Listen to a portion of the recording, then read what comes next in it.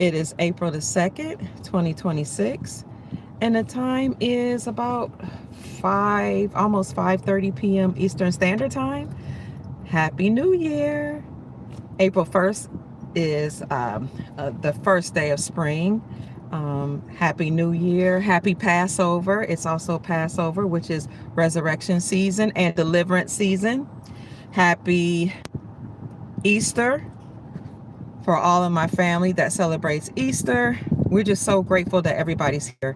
So I'm coming from the beach. Hello, family, with my grandchildren, but we're stuck in traffic along Atlantic Beach in Jacksonville. Uh, Apparently or reportedly, there were several crashes. So we're here and reporting. Say hi, family. Hi. Say hi. Roddy can't see you. Hi. So they're homeschooled. So, they said they're living their best life. They love being homeschooled. They said they love being homeschooled. We left for the beach like right after lunch.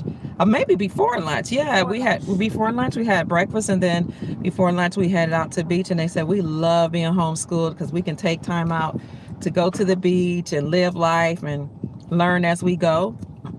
So they had some life lessons today. So it's always good to spend time with your family.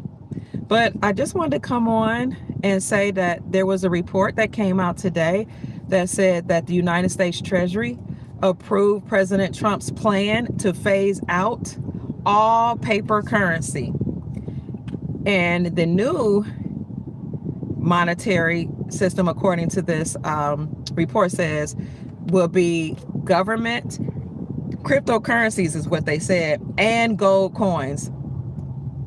The way I interpret that is it would be digital currencies or digital coins, but not necessarily cryptocurrency. I don't know, crypto kind of sounds like, reminds me of cryptic or dead, but I know it would be digital coins and gold coins. And this is good news because when you think of paper money, the paper was being printed out by the Federal Reserve central banking system. So when you say that the United States Treasury Department approved Trump's plan to phase out all paper currency, essentially what they're doing is they're crippling the Federal Reserve central banking system. The Federal Reserve used to print out as much money as they could. And that's how we got into a lot of debt here in America, where in the United States would just print out as much currency as they wanted to, and they would force everyone to use the United States dollar. Yes, right.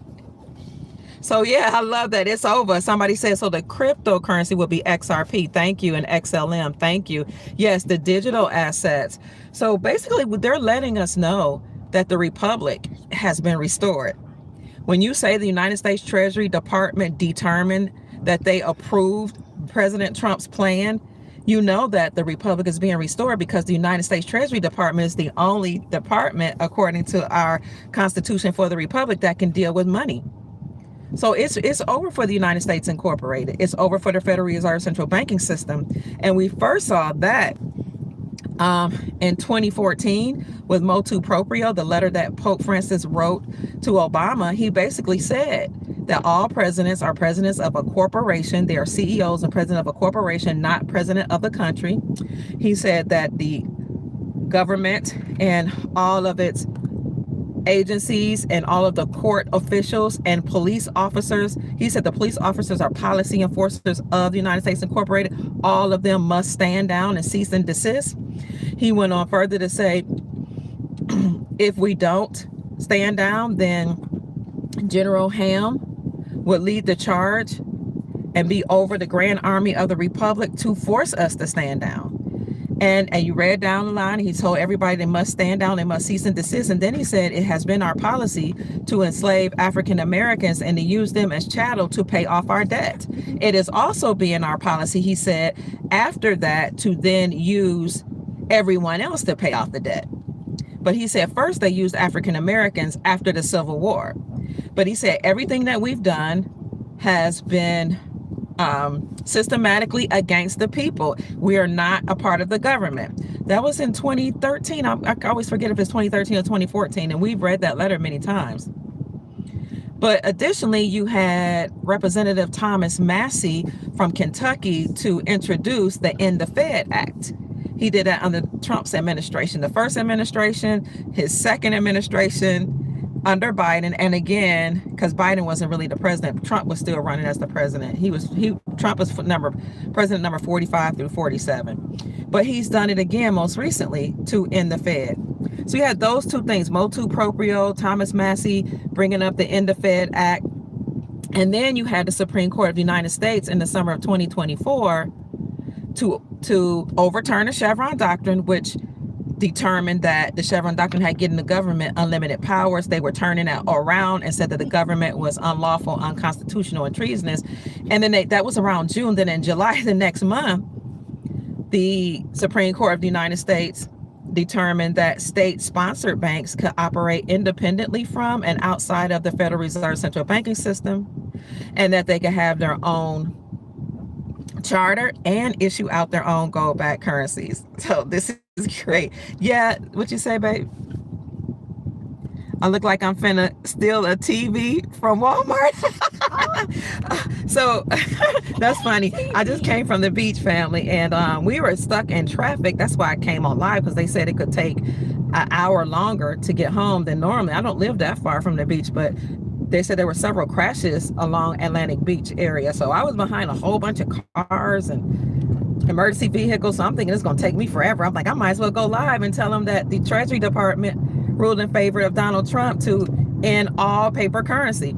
So when the Supreme Court determined that in 2024 that state-sponsored banks can operate independently from the Federal Reserve, that was also telling that the Republic has been restored.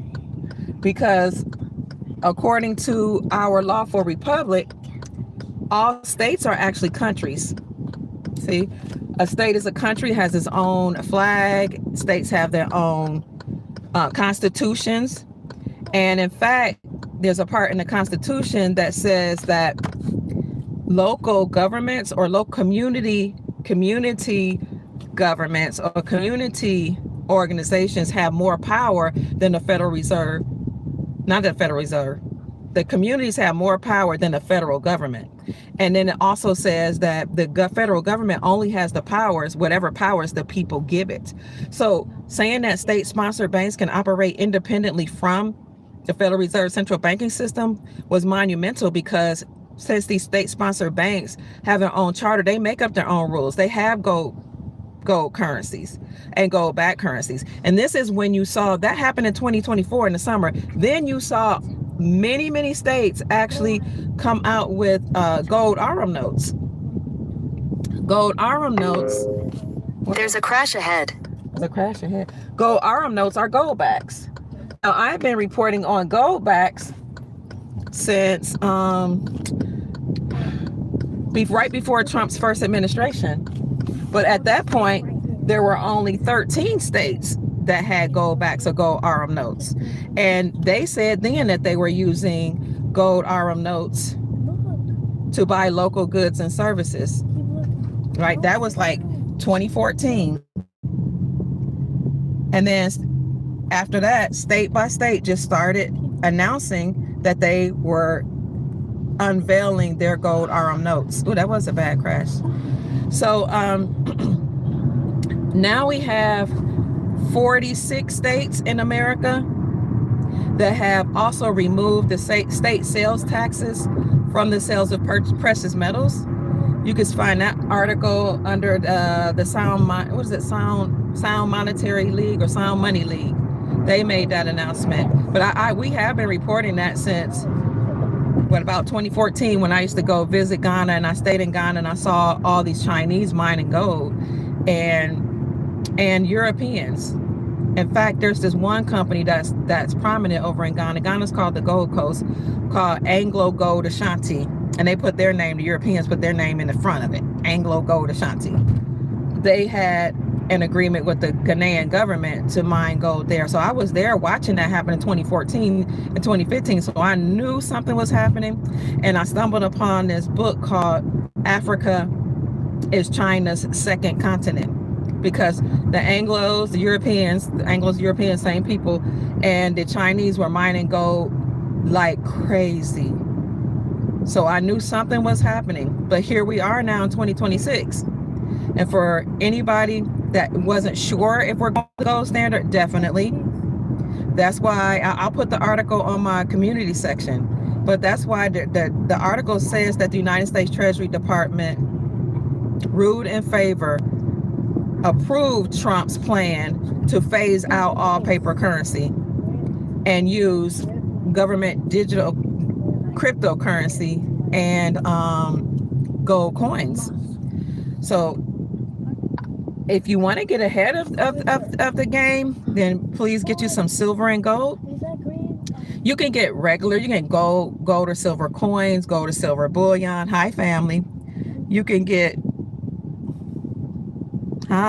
constitutional silver, which is silver coins minted before 1964. Aloha, Trump said April 2nd is Liberation Day. Yes, it is. It is.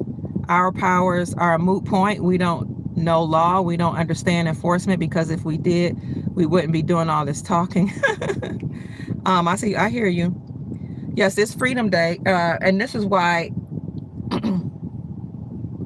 if you go back in history, like last year, there were a lot of things happening around April 1st, April 2nd, such as Iraq unveiled their largest transportation system, a large transit system connecting their transportation, they call it transportation hub, connecting their transportation hub or their country to over 66 countries in the world, making it the largest transportation hub in the Middle East, and some argue in the world. And that actually boosted the demand for the Iraqi dinar. And I can't remember what else happened last year, but last year was hot. That was around the same time Trump secured or brokered a whole bunch of deals between the United States of America and the Middle East, trillions of dollars of money. So a lot was going on around Freedom Day, April 1st. And so Trump doesn't like he had said before he's not going to make major announcements on April 1st because people would think it's a joke because it's April Fool's Day. But you can get gold, back to the article, you can get gold or silver bullion. You can get constitutional silver. Those coins are meant to be for 1964. You can get gold Arum notes, which we call gold backs.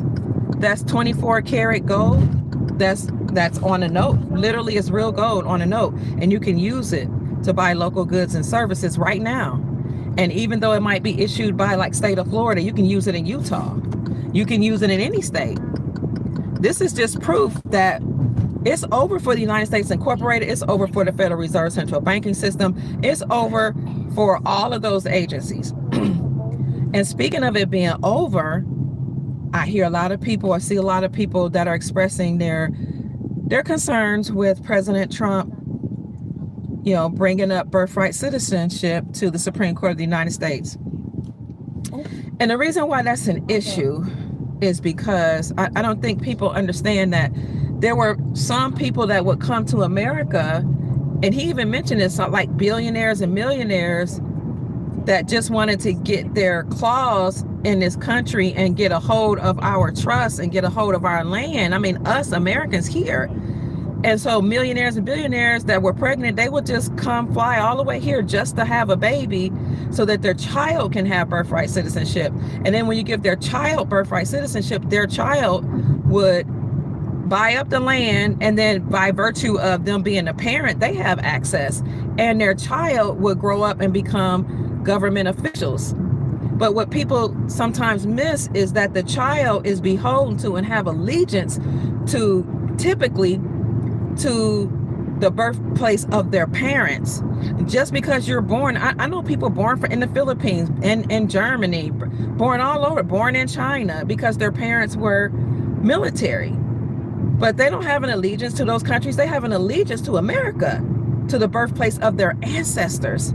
So President Trump even said that birthright citizenship, the way it came about was, it was actually for African American slaves. If their children, after the Civil War, once they had children, those children, according to the 14th Amendment, could become United States citizens. Why they even wrote that in the law, I don't know. Or it's not even a law, it's legality. So people keep saying, but it's legal, it's legal. They're legal Americans. No, you can't. Legal has to do with the United States Incorporated. The United States Incorporated is over. We read for you the proof, the report that said that the United States Treasury reported that the United States Incorporated, the government, is insolvent. And explained that insolvency means they can't pay their bills. And I told you what happens when they go into default is that if they go into a default, you're going to have millions of jobs to end. You're going to have entitlement benefits, most of them to end. You're going to have a global stock market collapse. You're going to have a stock market crash. So I understand that people are emotional and they're like, but I was born here. But that has nothing to do with the Republic. And just because some foreigners invited people to come over here and take advantage of the land and be able to have access to somebody else's trust and somebody else's resources doesn't make it lawful. I'm sorry that a bunch of foreigners told other foreigners they can come here and have all this freedom. But it's not lawful.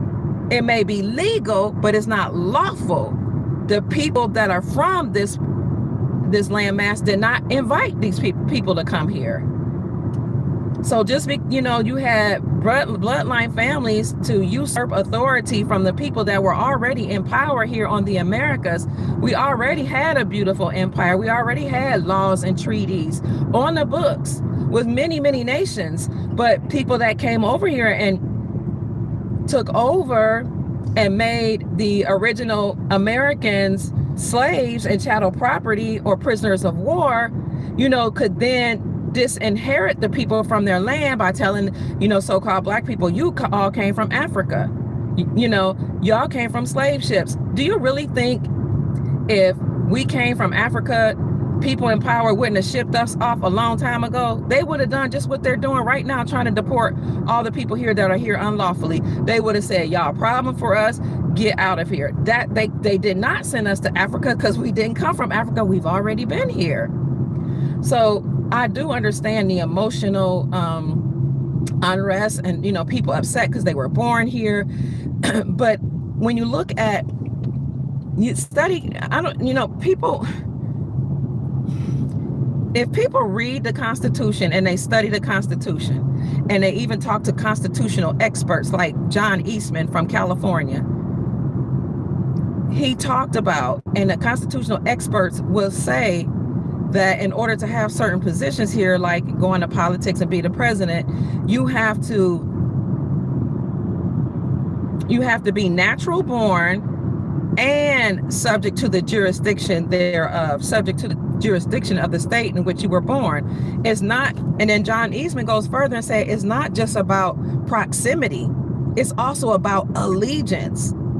So it's interesting how people want to talk about what's legal is legal is legal, but you don't study the law. You don't read the law. You're not talking to constitutional authorities. You're not studying the Constitution. A lot of people don't give a darn about what the original Americans said is law.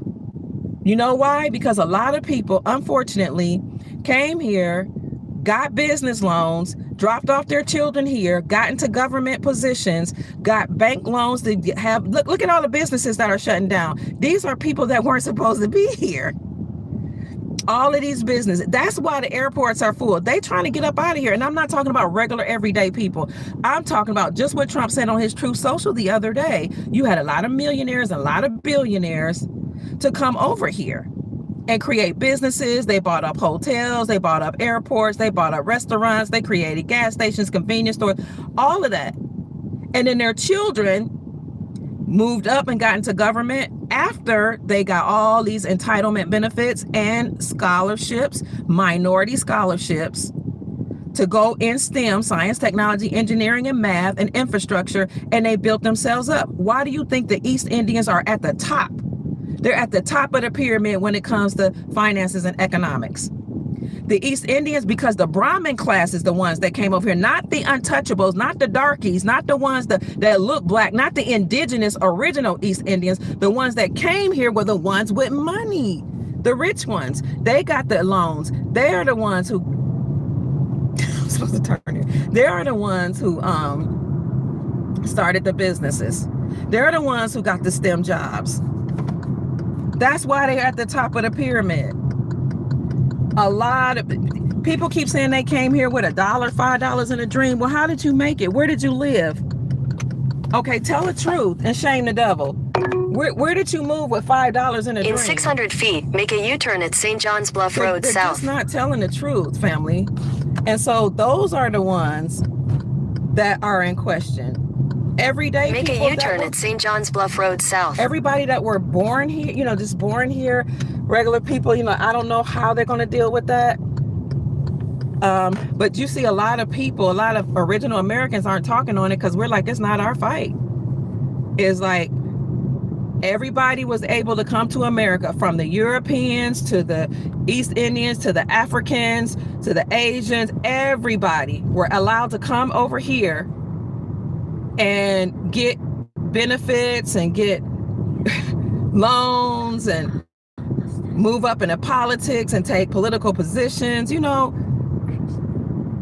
And, you know, don't hate the player. At the next light, turn left onto the I-295 South ramp. You know, you can't be mad at the people for taking advantage of the system that was flimsy, because survival, self-preservation is the first law of nature. So how can I be mad at them? So we're like, it's not our fight, but we do know that everybody was able to be entitled and feel entitled and be on top of the pyramid. And if you look at every single financial document or statement about how Black Americans are doing, we're at the bottom of everything. At the light, turn left onto the I-295 South ramp. We're at the Then bottom. merge onto I-295 South. We're at the bottom because we're prisoners of war, unfortunately. Continue for 2 miles. Excuse me, this is getting on my nerves. This thing talking to me. So, you know, nope. So I really am, I do hurt for the people that are like, look, we were born here. What do? We don't know anything else. It's just that it's I don't know what to say. It's not our fight. But just remember that everything that's legal is not lawful. The United States Incorporated is collapsing. It's insolvent. It has no money. So anything that the United States Incorporated allowed to happen has to be undone. You guys can tell me what you think about it in the comment section.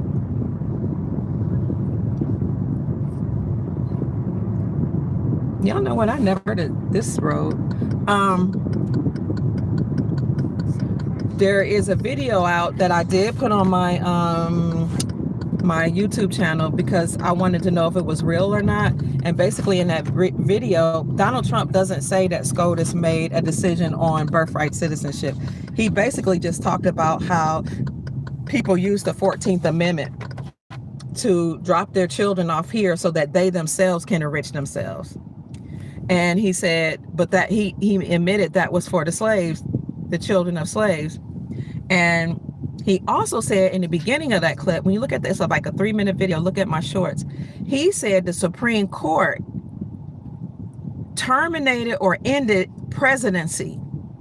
I think a lot of people they went right over that to what he said about birthright citizenship.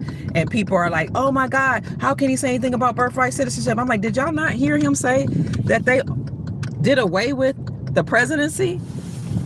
If that's a real thing, I don't know. In a 1/4 mile, make a U-turn. But we do know that, and we've heard that President Donald Trump is the last president. I know people like to say he's the president of the republic, but a lot of other people say, and it points to that he might be the last president of the United States Incorporated. That's how you can be president number 45 to 47. And if he is the last president of the corporation, then what he's doing is dismantling the corporation, dismantling the Federal Reserve central banking system, getting rid of all these judges and attorneys that were collaborated with them and colluded with them, and then he will step down. He will stop being the president because we don't need to vote for presidents. Presidents, again, are CEOs of corporations. We're not a corporation. We're a country. And so what are we going to do? Some of us are celebrating that he's dismantling the corporation. Now, the main people I see that are angry here are the ones that benefited from the unlawful practices of allowing everybody to come here, use the 14th Amendment for their benefit, and enrich themselves and their bloodline. They're angry because they've gained from the system. Their bloodline, everybody that's related to them. And it doesn't seem like too many people cared about the plight of the so-called African-American, Black, Negro, colored people. But that's not their responsibility to care about us. That's our job to care about ourselves. I get it. I'm not upset. What I don't understand is how when you go to another country, you cannot just get benefits because you were born there. You don't get to live on top of the heads of the people that are there and take the jobs of the people, take the place of the people, get into their government, tell them what to do, give your children scholarships, you people ought to be glad that they were able to take advantage of the system and be quiet, utilize what they have, make do, either be quiet and be under the radar here or just go home and say, hey, we lived well. We got to take advantage of the system. We couldn't have got away with this in our own country. We were arrogant. We thought we was better than everybody else. We walked around high and haughty and high and mighty. We mistreated the original and indigenous African-American people. They woke up, good on them. I'm going back home. You know what I'm saying? Why not take that stance? This is the arrogance and the entitlement that I see people living, because we even get to have freedom of religion, freedom of speech. We could talk against the president. We could talk against the people. We can even protest on their land. Get on social media. We can call the president all kind of names. We can wave our flag on our land. We couldn't do that back home. But now everybody's waking up. This new president is speaking out, returning everybody back to the lawful government, to their republic, returning their constitution for their republic. We got away with the unlawful Constitution of the United States Incorporated. Our time is up. Now we going home. Like, I don't understand. Maybe I'm a law-abiding person, so I don't understand the entitlement of going against the law, breaking the law willingly, some knowingly. But even if you didn't know, the scripture says the moment you know to do better, do better. So why not just take the stance? Well, you know what? We had a good ride. I'm going to go back home and make my country great, because I fled my country. I didn't stand up against my president. I didn't speak arrogantly about my president. I didn't wave my flag. I didn't get on social media. I didn't talk against the government. I didn't help build up my country. I left my own people, my bloodline, my children behind, my wives behind, left them struggling while I came here and got an American wife. You know, I got away with all this. Why not be happy and just be quiet? But you know why a lot of them aren't being happy and being quiet? Because they got found out. Because people are waking up and realizing that some of the people that came here were trafficking children, trafficking drugs. And a lot of these businesses, you see they closed now? You see they got locks on them now? You see whole malls closed now? Because they were owned by billionaires and people that are not from America. And some of these countries were shell companies. Some of these companies were shell companies for trafficking, laundering, all kind of illegal activity. But they've been found out. They're trying to run. They're going to the airports. Let me tell you, as soon as Donald Trump came, before he even when they were voting, people got scared. Even though they tainted the votes. They cheated, but the bad people were scared. Once Trump got in, people start fleeing like the dickens. I'm in the state of Florida. I know businessmen. I know people who own car dealerships that were like, you know what? I got to go pick up my car. I'm in Jacksonville. That's 5 hours away from Miami. People had to go. People that own car dealerships, they're not even American, had to run all the way down to Miami to pick up cars because people was leaving like crazy. Mainstream media didn't report that. Businesses started closing. People started hopping on planes. And it's not just the billionaires and millionaires. It's also the people, other people that came and overstayed their visa. Because some of them were on a humanitarian visa. That was only supposed to be 2 years. Some of them were on fiancé visas. Some of them were on work visas. But what they did was when once the visa was about to run out, they just applied for asylum. Well, under all these other presidencies, you can just seek asylum. You can say, oh, I'm too scared to go back home. Oh, or I can't go back home because it's the economy is bad. They can just fill, and the paperwork, I saw the paperwork, wasn't even hard. They would fill it out, or hire an attorney, or get legal aid, free help to sign these papers. The women who married some of the men would just file for a VAWA green card, Violence Against Women Act, whether they were violence was committed against them or not. They live in a house with their husband. They file the Violence Against Women Act, get food stamps, welfare, temporary assistance to needy families, housing through Section 8, money for school, jobs, whatever they wanted, and benefits for their children. This is how they stayed. And then you have other people who were here to overstay their visa that would get access to our credit, we the Americans, because we all have a trust. The government didn't give them money, they lent them credit. How could they have credit when they weren't even Americans? How are they the creditors? They weren't. We are. They got access to our credit. Got either non-interest bearing loans or low interest bearing loans for 5 years or more. And once that 5 years was up, they now they had to start paying the interest on their loans. They would just bring an uncle or a brother or a sister or a cousin over here, put the business in their name, and just keep, once the 5 years about to roll up, bring another person, put the business in their name. And that's how they were able to build up all these businesses.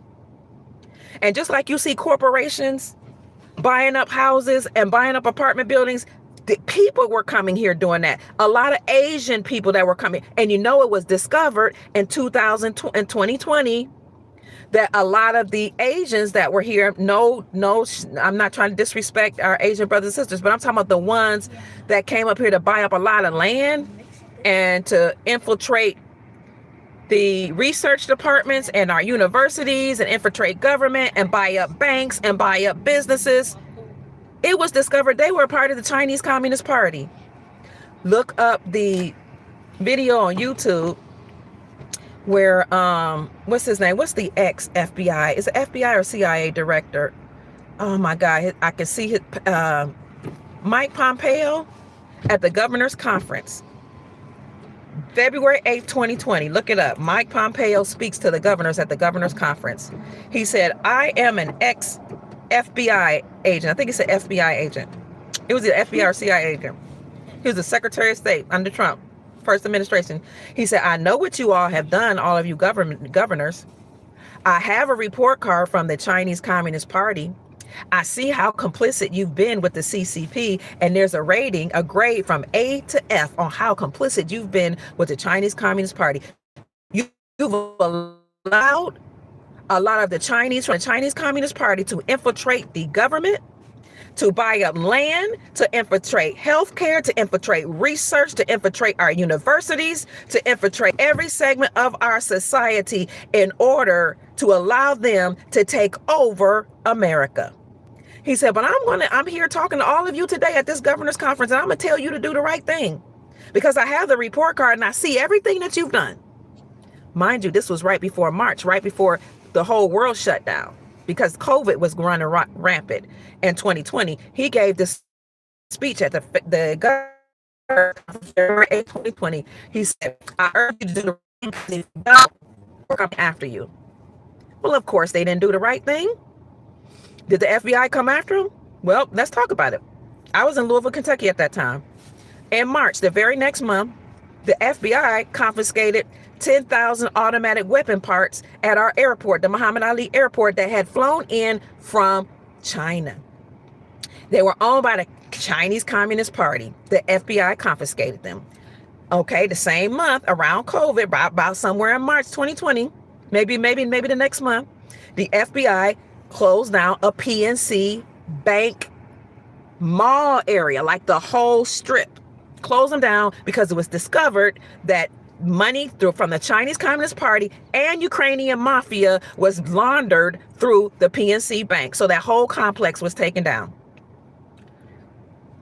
So look at who owns downtown Cleveland. I was born and raised in Cleveland. I just happened to raise my children in Louisville, Kentucky. Who owns downtown Cleveland today? The Ukrainian mafia. That you can even look it up on Google and it will tell you that. So if the Ukrainian mafia owns Cleveland and the CCP and Ukrainian mafia was laundering money through Louisville, Kentucky, who is owning and running your cities and your states? People from other countries. That's why they're mad. But they want to get us up, all caught up in our feelings, saying it's not fair for him to vote against birthright citizenship. He's really trying to protect America from the way I see it. And even if he didn't care about America, it's legal, but it's not lawful. I don't give a flying care about what's legal. Because the United States Incorporated passed all kind of legality, statutes, codes, and policies that were against we the people. They didn't care about us. And a CEO of a corporation or the United States Incorporated, they care about what every CEO of a corporation cares about. It's stakeholders. It's shareholders. So they care about the CCP. They care about the Ukrainian mafia. They care about all these mafias from all these different countries that allowed their people to come here to take over our neighborhoods, our jobs, our businesses, and call themselves American. Look up and I'm not even saying this to be smart, Alec. What is the definition of American? The copper-colored races discovered by Europeans, but now applied to Europeans. So if I was looking like a Mongoloid, an Asian, and I had long straight hair, and I had on feathers and stuff, and I was crying and saying I'm indigenous, people's hearts would be like really, really, oh no, we really did do the indigenous people wrong. Let's give them something. Let's give them a little money. But if a brown person comes on and says they're not even the real indigenous people, they're on reservations, they're in teepees because they're squatters that were allowed to come here when they were escaping war in their region. And some of them intermarried with us and they're preserving or reserving our land. And then some of them and the other $5 Indians who are actually Europeans were allowed to call themselves Indian or indigenous in order to get benefits from the government. Some people would be like, oh, now she got light skin, she got long hair, she looked like the Asians, and we've been told, it's been seeded in our consciousness, those are the real Indians, Native Americans. Oh, let's hear her cry. But no, the niggas, the Nagas, the Negroes, the colors, the blacks, the African Americans, the ones we all pooped on and lived our life, not everybody, but I mean a lot of different groups, and took advantage of, and we didn't have to talk to them. We could think we were better than them. We could keep them at the bottom. We can put a gate around our communities to keep them niggas out. We could do whatever. We could call the police on them because they too loud. They're too festive. Their music too loud. We can kick them off of the courts, the tennis courts. We can keep them out of the country clubs, even though that's really their indigenous mounds and their indigenous lands where their ancient ancestors used to come and make decisions. All these people that were okay with what was allowed to happen to us, now that they realize that we know who we are, they got a problem. But you got some that are allies and some that just love everybody, and we just want peace from all different races. Are like, look, we just want unity. We want love, truth, peace, freedom, and justice. You have those people. You do. They just don't know where to fit in this new paradigm or this new reality where everybody's talking about birthright citizenship, who's American, who's not, because a lot of people were allowed to call themselves American and they weren't natural born. Remember, the Constitution talks about Americans being natural born. That means your ancestors sprung from the soil. But there's a process called naturalization. All that has to be interpreted now that the United States Incorporated is being dismantled. We have to figure out what to do. But the ones that came here and lived off our heads and accessed our trust and played in our faces and kept us off the beaches, and I was telling my grandchildren, they were like, wow, why are these houses by the beach 600,000, $1 million, and all the millions of dollars? I said, because when there are certain people came and colonized America, they took the best property for themselves, and they were allowed to do that by the government. They moved the indigenous people away from the prime property, pushed them on inhabitable positions, and then they raised the property value and taxes where they were, lowered the property value wherever we were. I'm just we can read the books, the history books, to show you that. That's why I said, and then you have a lot of people, unfortunately, because they were told they were slaves, they came from Africa once they were inhabited, disinherited from their land, and told they were niggas and told they were slaves, they start acting like it. And because they didn't have access to certain jobs, they started participating in the underground economy, and certain things that were put upon them became a self-fulfilling prophecy. But we don't live like that, because you're a god, you're a king, you're a queen. Your ancestors are the original people on this land. We love people and we treat everybody with love, decency, and respect. It is a part of our culture to enact love, truth, peace, freedom, and justice. That's a part of our culture. We treat everybody with that, and we also preserve our culture, and we act like the dignitaries that we are. We are royal and we are regal. So it doesn't matter what a news article says. I don't care if the person looks like you or me and say we gonna all party, we gonna ride at dawn, we gonna drink, we gonna smoke, we gonna sex, and we gonna live at our base chakra. We're not gonna do that, because we're regal. Your name as Amen-Ra means you're a sun god. That's who you are. You came back. You told your mother who you were when you were in the womb.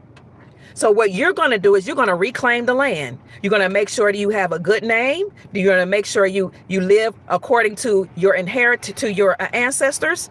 You're going to remember all the ancients and ancestors that I teach you about, and you're going to reclaim what's yours. I told my granddaughter, cherish me amor means you have love. You're my love. You love people. You love your people. You love your culture, and you love in general, and you treat everybody with dignity and respect. You also have to live with integrity. Don't allow anybody, their laws, their division type tactics, their legality, statutes, codes, and policies. Don't allow entertainers. Why? I don't let them watch TV. I don't want any entertainers infiltrating my grandchildren's minds with propaganda on how they should live like a base human being that only resides in their lower chakra or as their lower self. But they want to know, like, what's going on with the beaches? Like, why do the beaches, how come you don't see indigenous peoples even when we travel abroad? Indigenous peoples don't have access to their beach because governments got in place. They allowed their rich buddies to come from abroad, shut out the indigenous peoples, put gates around them, make indigenous people pay to get on the beach, build businesses around them, and act like they're high and mighty and above the people. That's why indigenous people don't have access to the beach. Now, the people that own the hotels on the beach will say, well, we don't want the locals here because, they might, party, or they might break into something, but you're on their land. So a lot of the people that bought up these businesses, that bought up land around the beaches, they're not even from here. The Chinese Communist Party bought up a lot of land around the military, prime property all over America. People from the Middle East, a lot of the Arab princes that the United States Incorporated was protecting. Remember what made the United States Incorporated have hegemony, financial and economic hegemony, was their agreement to protect the Saudi princes and their kingdom in exchange for the oil, and then force everybody else to get oil only from Saudi Arabia using the United States dollar. Well, a lot of those Saudi princes and a lot of those Arabs and Middle Eastern, not everybody, they came here and they bought prime property. They didn't just buy the gas stations and the convenience stores. They owned Reno, Nevada. They owned a lot of those places where people were gambling. And somebody from the Saudi kingdom actually ratted out the Saudi princess. So it may seem like Trump is racist, but he knows what he's doing. He knows that the United States Incorporated was overtaken by, first of all, their bloodline families, but they were infiltrated by a whole bunch of other people, their buddies that they allowed to come here and take over land. So not only is Trump dismantling the United States Incorporated, not only is he dismantling the Federal Reserve central banking system, but he's also dismantling every single one of those agencies that are a part of the corporation, like the United States Department of Education. That's why the Treasury took over 1.7, see the number 17, $1.7 trillion of student loan debt. And the United States Treasury said, we're going to decide how we're going to mitigate this issue with so many students being in debt. But they went on and said, but us overtaking this portfolio, student loan portfolio from the United States Department of Education is part of Trump's plan to dismantle the Department of Education. And then they went on, the spokesperson for the Treasury said, we're going to take over the Department of Education and any other area that deals with money because we are the experts. We are the experts in fiscal policy, finances, economics. All that's happening is that everything that was done that was unlawful and unconstitutional, yes, is being undone. That's it. It's being undone, family. Hello, everybody in the chat. So we have, in case people wonder, like, is everybody going to have to leave America? I highly doubt it, because we have treaties. We have treaties with other nations that are here. Were they kept? No, they were not. No, they were not. Thank you so much for, thank you. God bless you. Lulu, we had treaties with people. And that's common for, thank you so much for the blessing. I appreciate you.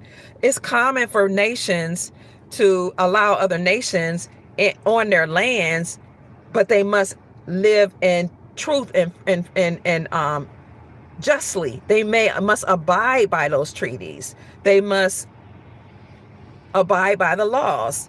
They also, if they keep their culture, they have to keep their culture in a certain area and do commerce with each other. Or if they want to live amongst the people, they have to assimilate. But you have people coming over here that didn't assimilate. They didn't care about Americans.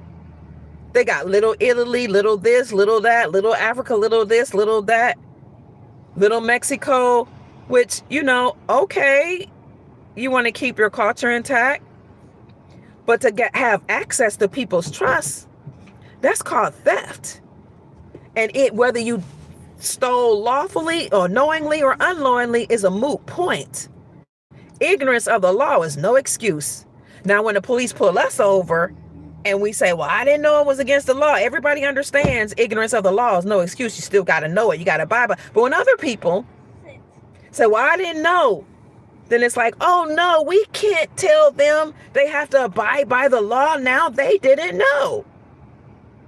So what I see happening is President Trump is dismantling the United States Incorporated, getting rid of the Federal Reserve central banking system. That is why the article came out that says that the United States Treasury Department approved Trump's plan to get rid of every paper currency and issue out government digital assets and gold coins. And that's what we're going to be using. Now, some people have said that we're going to have a new, what they're calling rainbow currency that's gold back.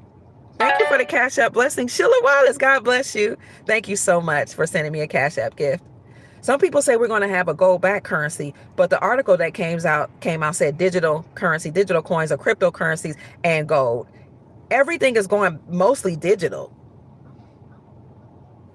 So the United States Incorporated, let's get back to the United States Incorporated. The United States government is insolvent. That report came out September 30th, 2025. It wasn't made public until 2 weeks ago. I heard about it from an ex-Marine and I reported on my channel. The United States Incorporated is insolvent. It means they can't pay their debts. They may likely default on their debts. If they default on their debts, millions of jobs will be lost.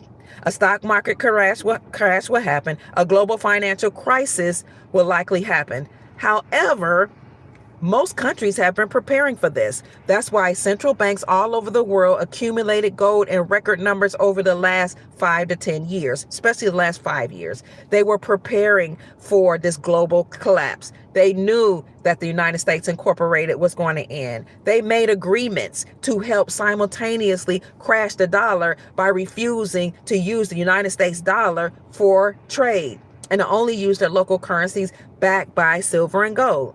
So the system is collapsing. The gas prices are high. People are losing jobs because the government is ending. So for anybody that's like, oh my gosh, what are we going to do without a government? You have what's called family governance. You create your own constitution for your family and your bloodline. You have family governance, family meetings, family retreats, family constitution. Family governance, where you have rules for your family. You govern your family and you don't need a government to govern you. Family constitution, these are the rules of the family and the different positions in the family. Family governance, family constitution, you have a family retreat where you meet and decide what your values and rules are around your family. You have a family bank, where somebody in the family, if you're the matriarch or you're the patriarch or you're operating together, you create a family bank. You start collecting foreign currencies now. You get gold as much as you, because I told you the article. I don't have it in front of me because I'm from my phone. The article came out that said that the Treasury Department approved Trump's policy to to end all paper currency. So you and use government cryptocurrencies and gold coins. So you start buying gold coins. I'm sorry, I was yelling. I was speaking over my air conditioner. It's in the 80s here in Jacksonville. You start accumulating gold. You start accumulating silver. You get gold Arum notes. You can get a gold back now for about $10, 24 karat gold. That's pressed onto a note. It's a certain amount of gold on a note, but you can use it for local goods and services. If you want to be educated on how to use those, you can join our private group. Hit the join button. We talked about it before. But you can use those, or you can just read up on it. That's how you create a private a family bank. Start buying silver, gold backs, constitutional silver, foreign currencies. You can even start buying land, but you start accumulating wealth. And then when your family needs money to pay for anything, to buy land, to buy food or whatever, to start a business, they can come through you. They don't have to go through a bank. Now, everybody may not be able to do that, but you may be able to do it to some degree. Even if you don't have a family bank, you should have a family mission statement. What are we here for? What are our values around money and wealth? We had Orisha Stone on my show last night. I think it was last night. And he has called me for a long time, for months, the minister of wealth, because that's what I talk about. That's a part of my purpose. Because people will say it's not all about money. It's not. But what are you going to do about your posterity, your future generations? What if when they come here, they don't know how to start businesses? Who they going to turn to? What if the nefarious system, God forbid, takes back over? Because everybody's trying to, and all these extraterrestrials are trying to continuously enslave the planet. Who's going to take care of them? The wealth that you build up now will be left for your children, your grandchildren, your great-grands, future humanity. And you will have all those assets put in a trust so that the trust is protecting your asset, or trusts with an S are protecting your assets. And then if they need wealth, they need money, they need something, they need land, they need to be able to buy a house, they'll have that set up in a trust. So we haven't done away with the monetary system yet. So until we do, if you have a family bank, your family can come to you. If you know your family's values around wealth, you all can start putting those values in your children and your children's children. If you have a family retreat and you create your family mission statement at the retreat, everybody will know what's important to your bloodline and what's important to your family. So your mission statement, what is our mission? Is our mission to create the largest farm or the best groceries and produce in our community? That is our family mission. So therefore, our family farm will ensure that we have the best fruits and vegetables. Then when you say that and you write it out and you make sure it's a concise statement, a mission statement shouldn't be more than 1 or 2 sentences, and you make sure everybody knows it, rehearse it, they can say it on command. And then you tell your family members, this is our mission statement. Everything we do must align with this mission statement. Everybody you marry must align with this mission statement. Every activity you do must align with this mission statement. Every business transaction must align with this mission statement, because this is our family. Used to be a time people would say, remember the family name, respect the family name. Don't go out here and shame my name. Your name was all you had. You had wealth too, but your name was that important. So what is your family mission statement? What is your family vision statement? What do you see for the future for your family? Our family will be the leading family in banking. Our family will be the most productive family that provides the healthiest cattle in our region. Our family will be the prominent will have the prominent bakery in our community or in North Florida. Our family will serve future populations and help fathers get jobs. Our family, what is your family vision statement? What do you see for the future of your family? If you have a family meeting, a family bank, a family constitution, a family retreat, family order, you don't need a government. You don't need the United States Incorporated made up of bloodline families from all over the world to dictate to your bloodline. That's why some people are sitting back and saying, let these so-called elite people fight it out. Because my family, we're going to be okay. You know what I'm saying? When you take accountability for yourself and your family and your bloodline, then the government collapsing doesn't matter as much as those who are dependent upon the government. So all I see is President Trump actually dismantling the United States Incorporated. This because the Supreme Court of the United States already determined they were unlawful, already determined that 445 government agencies were unconstitutional and treasonous. And we're in the midst of a government shutdown right now. We see people losing their jobs, but the reason why they're losing their jobs is because the government will cease to exist. As Sheikh Graham Bey would say, and I'm not Sheikh Taj Tariq Bey would say it, he would tell us when he's giving lectures, get over it, get over yourselves, get over it. I'm not quite, as confident in saying just get over it as he is. But what I am confident in saying is take control of your own life and your own family, and it doesn't matter that the government is collapsing. If we are so set on working in the government, work at the local level, because the state communities have more power than the federal government. President Trump will eventually step down. I mean, he's in his late 70s or 80s. But once he does his job, he'll step down. And they're saying there will be lawful elections, but there may not be any elections. Elections for what? What do you need? A president is over a corporation. A president is the CEO of a company. We're not a company. We're Americans. We have tribes here. We have treaties with other countries and other nations. This is the real reason why Kim Jong-un wouldn't deal with the United States Incorporated from North Korea. He said the United States Incorporated, they're not the real Americans. They're not the government. The lawful people. We don't have a treaty with the United States Incorporated. We have a treaty with the original Americans that were there. Why do you think they sent Dennis Rodman to meet Kim Jong-un under Trump's first administration? They said it was because Kim Jong-un, the president or leader of North Korea, liked basketball. That's coded messages. He knew who the original autogenous people were of the Americas. And he said, I ain't dealing with the United States Incorporated. That's why they demonized him.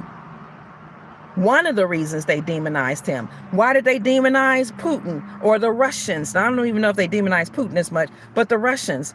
because the Russians have always told the people that were in America, the true American people, wake up, autogenous people, y'all at the bottom, but you didn't come from Africa.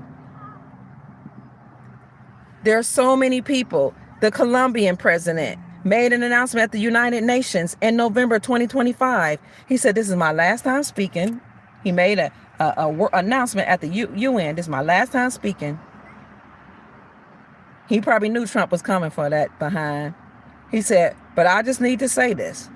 The black people are the only true indigenous people of the Americas. And that seemed like it came from nowhere. But these presidents, the Mexican president has said it before, presidents keep trying to wake Americans up. Everybody want to be American, and everybody wants to enjoy the fruits of America. But when the original Americans say, hey, we're American, we are the original Americans. Our ancestors actually told us which bloodline we were connected with.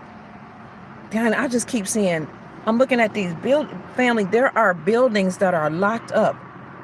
And I'm in the east part of Jacksonville. That's where, like, going towards the beach or right near the beach, that's where the money is, the wealth is. There are a lot of companies, commercial properties that's locked up and completely empty. Wow. So I was right by the beach. I saw a lot of buildings empty. I saw a lot of, like, tropical smoothie empty, banks empty, just big corporations. And now I'm in front of, like, this corporate complex, and it's like about 5 or 6 cars here, and you got buildings that are locked up. It's ending. A lot of corporate places, a lot of commercial properties are empty. People are fleeing. They're running. And who's going to lend them the money or the credit? The Federal Reserve Central Banking System? Well, it's collapsing. It's over. Who they going to apply for? How they going to get asylum or stay here beyond their visas when birthright citizenship is the oral arguments are being heard right now? How they going to get an extension on their green card when President Trump put a halt on green cards?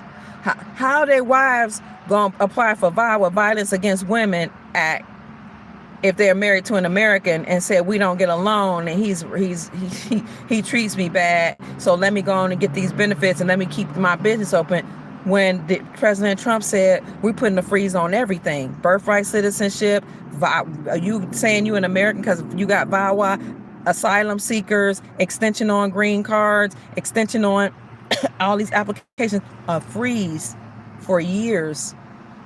People running up out of here.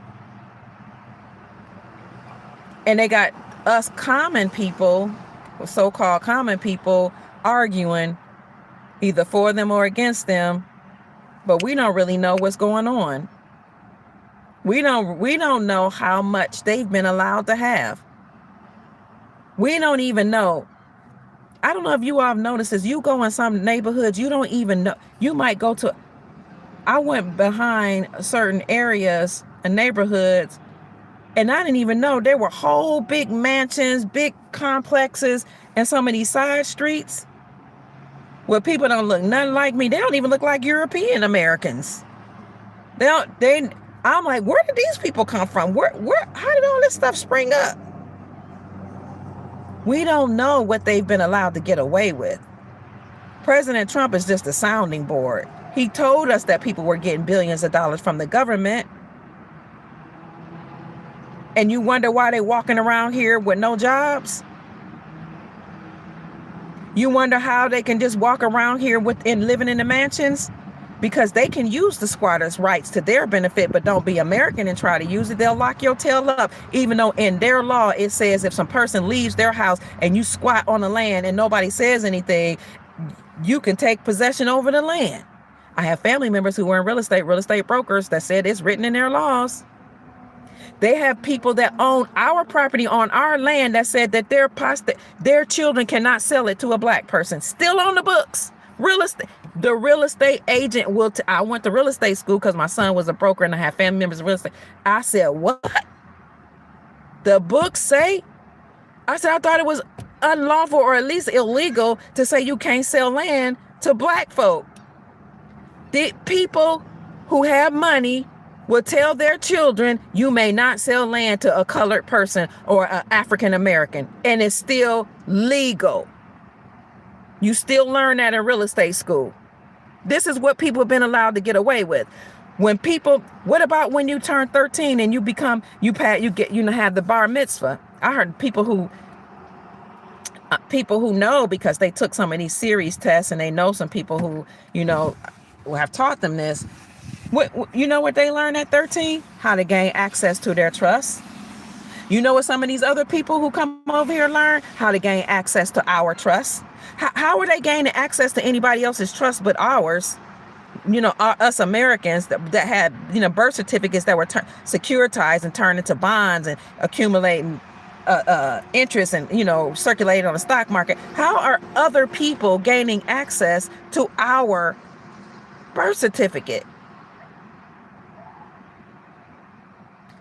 Some of them were gaining access to our bonds, and then some of them were born here, and they were able to have certain benefits.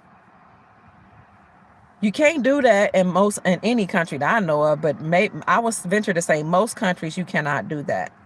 You cannot just be born there and get access to loans and jobs and businesses and other people's trusts. And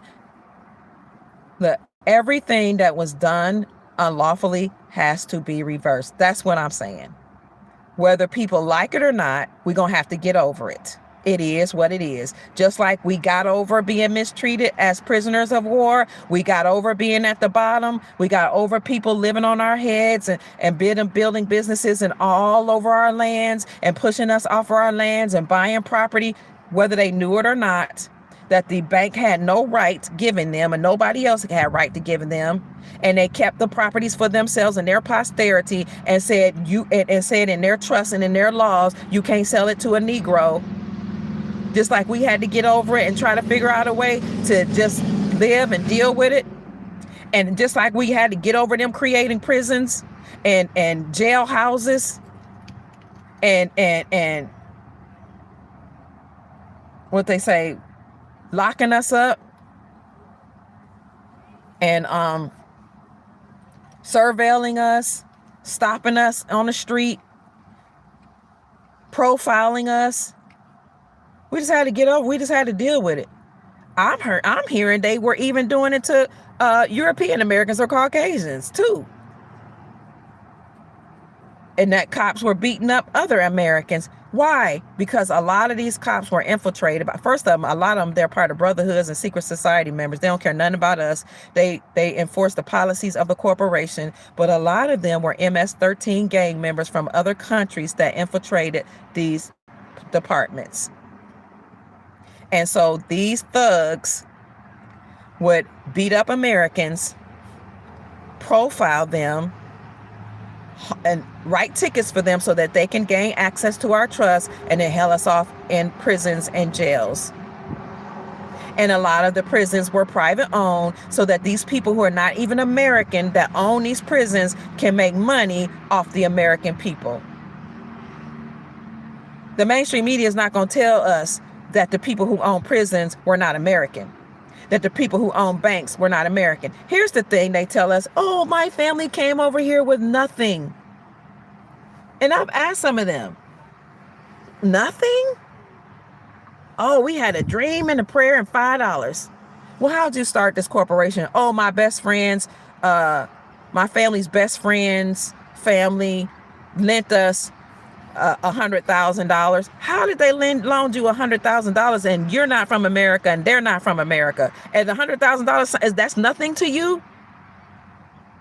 Well, it sounds like a whole lot to me to start a business. But most of them won't even give you that. They'll just say, I didn't know how to speak English. I didn't have any money.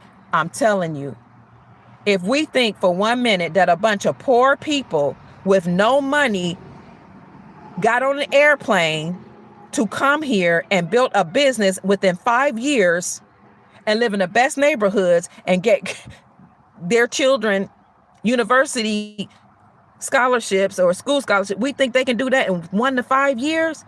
No, most of the people that are over here are not vagabonds. It's not the poorest of the poor. It's not no, they're not. Some of them might have swam through and took, unlawful routes, and then they have to pay the cartel once they get here and start making money, send money back to the cartel. But most of the peoples that are here are not at the low class, the lower class. I don't even talk about at the lower, when we talk about stratification, they're not at the top, they're not at the bottom, they're at the top. Like I said earlier, the Brahmin class, while the East Indians are at the top of the pyramid financially because they're from the top class. They have caste systems over there. The darkies, the ones that are brown like me or darker, they don't get to come to America for the most part.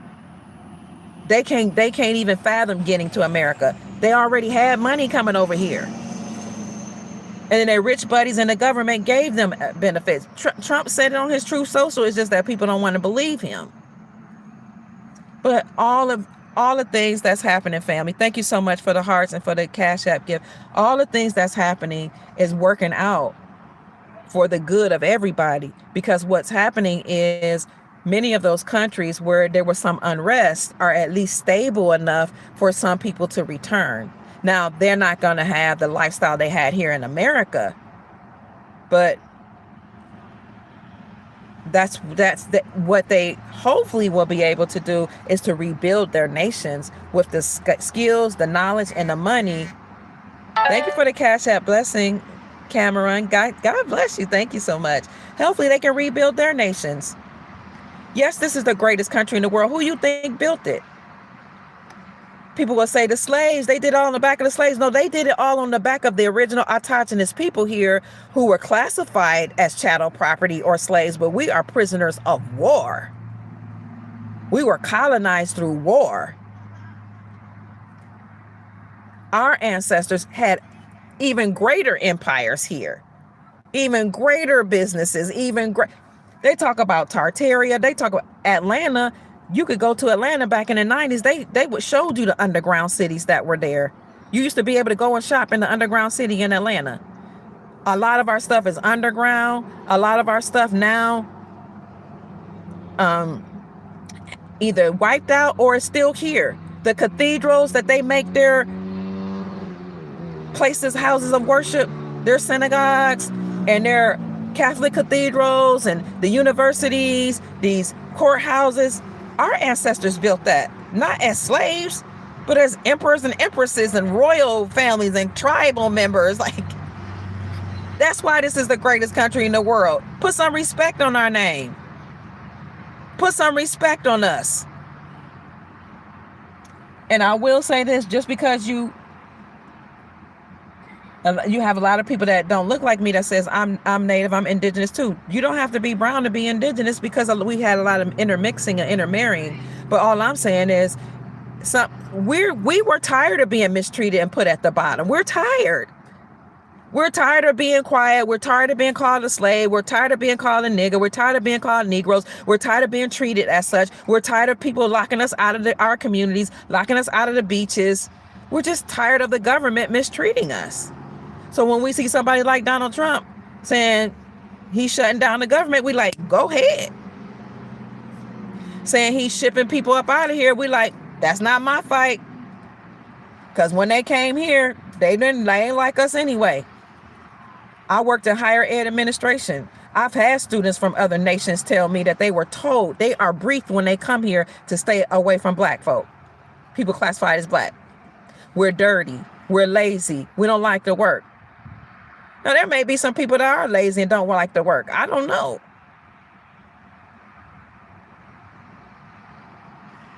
Some people feel like, why am I working on my land and,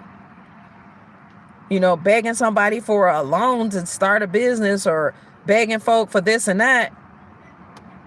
Like, some people are just tired after decades and generations of being called a slave and treated like a slave. But that's on us.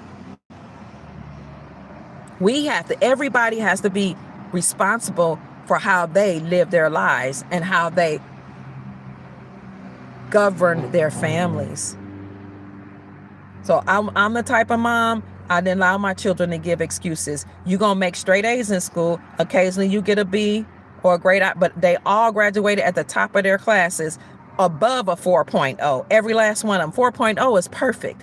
Above a 4.0 because you're going to take advanced classes. Because when everybody else can come up in here with a C average or no education, can't even speak English and get loans and get benefits, you got to do way better than them. That's what I told them. You got to do better. You got to go above and beyond. First of all, because you come from my bloodline, you have to be perfect. You have to walk in dignity and integrity. You can't make excuses. I don't believe in a credit system. I don't like credit. It's a sham. It's unlawful. But if you find yourself in a position where your credit is lacking, I told my children, get it together in credit. We as a family, because we have to be the leaders and the example for everybody else. You can't use an excuse that these people came over here without credit and they got the jobs or they got the houses. No, you play this game of the system. You make sure you have a good name, and then you don't have to be upset that somebody else has a property. I get it, being upset. Other people can just come here. Let me tell you, I have people in real estate in my family. I've known the top producing mortgage officers in Kentucky, where I lived. I was told, and I know for a certainty because I also was a mentor of college students, that students from other countries can come to America, not have a college degree, not even have a job or a social security number or credit. They can get a government or some type of mortgage or loan. All they have to do is bring a transcript that they're enrolled in college, a transcript, and they can get a mortgage loan above all the other Americans. I know it for a fact. I talked to top producing mortgage brokers and real estate brokers. No degree. And then you have some students who were in college. Like I worked at a medical school. If they were, now they could be in any college, but if you were in medical school, you can get a mortgage for $300,000 or more and buy a home based on what you are likely to make when you graduate, even though you haven't even graduated yet. I know that because I worked in student affairs and higher education, meaning I was a college director, a program director, where I actually directed programs to help people get into medical school and dental school, and I actually taught components of their entrance exam to become a dentist or a doctor. And then I did programs, like I helped them pass the boards, and I created all these programs to help them study for the boards, USMLE board test, so they could become a doc. Step 1 and step 2, I helped them with apply for and get into their residency programs. You know, I worked from recruiting students to get into medical school, all following them through with academic enrichment programs, mentoring them, doing workshops for them, professional development, teaching certain classes, coordinating certain programs. So I know what goes on in medical and dental schools and in undergrad school, because I work for undergrad universities too. You also have undocumented students that come from other countries, not documented, who can become lawyers. They can go to law schools, Ivy League law schools.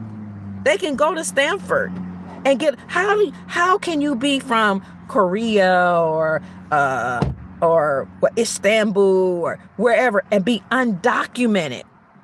Get into law school, get a JD, Juris Doctorate, pass the bar, the British Accredited Registry, get Esquire behind your name, practice law or legalities as an attorney, move up, become a judge, and then go from there to become a congressman, a congresswoman, move all the way up to become a president. How? And you are an undocumented student. This is what's been allowed to go on. Then you can vote as well. Do you think, as an undocumented student who came here, didn't have to work for to become an American. You can be undocumented, but you get all the benefits. Do you think they're going to have the best interest of the people, the American people at heart? Or are they going to bring their mama, their daddy, their grandma, their abuelo, abuela, their tío? I don't know the words for other countries. You know, they could bring everybody here and they can all live off the fruits of the land.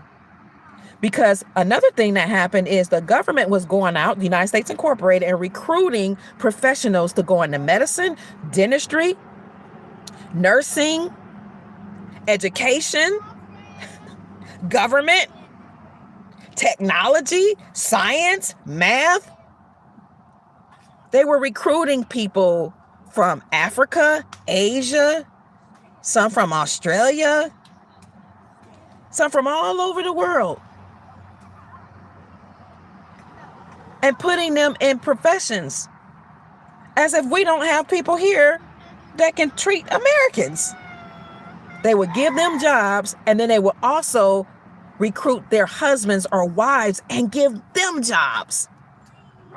And then put their children in the best schools, which is, okay, and give them access to the scholarships and grants that were earmarked for so-called African Americans. That's why they changed it from African Americans, affirmative action and all that. And there was something else they called it, to now minority scholarships. Because as if you say minority, you can say, well, these people from other countries, they are the minorities here. So you give their children the engineering scholarships. You give their children access to the medical scholarships. You give their children the science and math scholarships.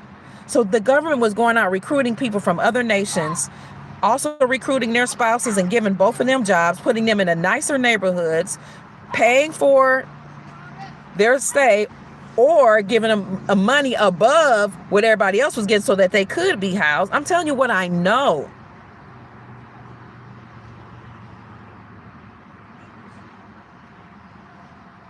And basically allow them to live high on the hog while the American people struggle, while veterans are homeless, while our children are being raped and molested and taken from schools, while our other children are in the schools being propagandized, while single mothers are struggling trying to figure out life, while fathers are locked up in prison because you had systematic mistreatment. But they will recruit, they call it brain drain, when they drain the scholars of other countries to come here, give them benefits, and place them in key positions. It's been allowed to happen for too long. So right now, there's a certain amount of gold above ground. Right now, according to economists, there's a certain amount of silver, there's a certain amount of copper. In order to get more, we're going to have to do more digging. But a lot of the mines were closed. The United States government closed those mines when they took us off the gold standard. But now that President Trump is the president and the Supreme Court of the United States overturned the Chevron doctrine, limiting the powers of the United States Incorporated, and now that Trump is downsizing the government, you know what's happening? Now people can open up those mines. Because before they were closed, and if you wanted to open up, even if you owned the land, you had to go through a whole bunch of red tape. But my point is, there was only a certain amount of gold that could even back up the currency, and only a certain amount of jobs, and only a certain amount of this, a certain amount of that, certain amount of resources that was either above ground or that we had access to. And they were giving it all to people that's not from America. Then the Americans were struggling and suffering. Then they tell us to pull ourselves up by our bootstraps. Then they tell us to get out of drugs that these other countries were flooding into our neighborhoods. Then they tell us to do better. Get better grades, get a job when there are only a certain amount of jobs. Meanwhile, they give money to people that's not from here to create a job. And they program us to build up their empire. This is why I'm saying we got to get our families together. I don't care where you come from. I don't care what complexion you have, what ethnicity you have, what tribe you come from. Thank you so much for the Cash App blessing. I appreciate you, Sister Nona. No matter where you come from, sit your family down and get them in order. Tell them this is our family. These are our values. You can let them give a buy-in, how they feel the values should be. This is our Constitution. This governs our behavior.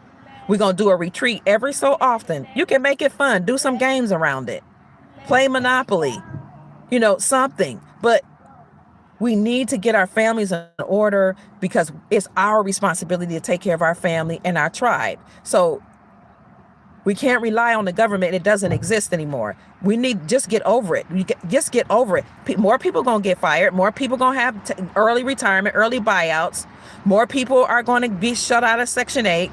A lot of landlords won't even accept Section 8 anymore, even though it's guaranteed money coming from the government, because a lot of renters don't take care of homes and properties like they would if they owned it. That's why they got so many people living in apartments. First of all, they want everybody living on top of each other. They gave us the buy-in, it's luxury. Oh, you move to the city, you moving on up to the deluxe apartment in the sky, but you're compartmentalized, you're cramped together, you don't own land, now you can't grow food on it. But a lot of landlords will not even accept Section 8.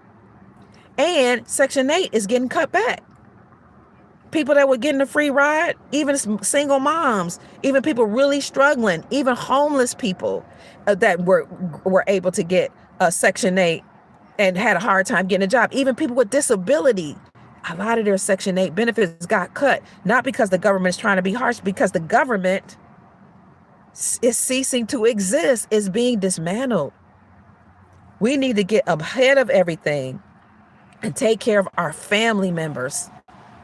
We need to get ahead of the complete and imminent collapse, because yes, Nasara is coming. Yes, Jasara is coming. Yes, government benefits. I can't see your comment. Yes, government benefits. No, I mean, not government benefits. Benefits are going to be released and trillions of dollars injected into the global economy. And yes, people who have currencies will be able to exchange those currencies and become wealthy. But first, you're going to have what we see right now, a collapse, corporations closing, major job losses, planes delayed, planes halted and grounded, transportation affected, farmers affected, high gas prices, energy crisis, rolling blackouts, earthquakes. All this is happening right now. Massive fires. You always hear that before you have a transition in power, new power, and you have a new financial system, for some reason they always have war first, and they always have a black swan event, an event that is an anomaly, like COVID, like a shutdown. So anytime you see mainstream media hyping up something, to think the opposite. Like mainstream media right now is hyping up, oh, the Supreme Court is likely to rule against Trump. Oh, Trump is trying to end American citizenship. You can't be American and citizen. They're trying to see that in our consciousness because they know they've already lost. Trump is not going to lose. I don't even care if the Supreme Court comes back and says that they ruled against him. He will win in the end, because he is being controlled by, I don't want to say controlled, he is being prompted by the entities that employed him. The galactics, the extraterrestrials, the Falcons, the ones that I've met, the military. Even Pope Francis told us a motu proprio, the Grand Army of the Republic will be formed to force the corporation to collapse, and all the governments and the police officers and the court officials to stand down. That's why a couple months ago, the Department of Justice had tens of thousands of people to walk out. They didn't just walk out. They were led out. It's collapsing. We need to get over it and just come to terms with the benefits. Those benefits that's a part of the government will most likely end, or you will at least have a halt in it. The banks are going to close. The one that remains will be a wealth management centers. We need to get over it that we're moving to the gold standard.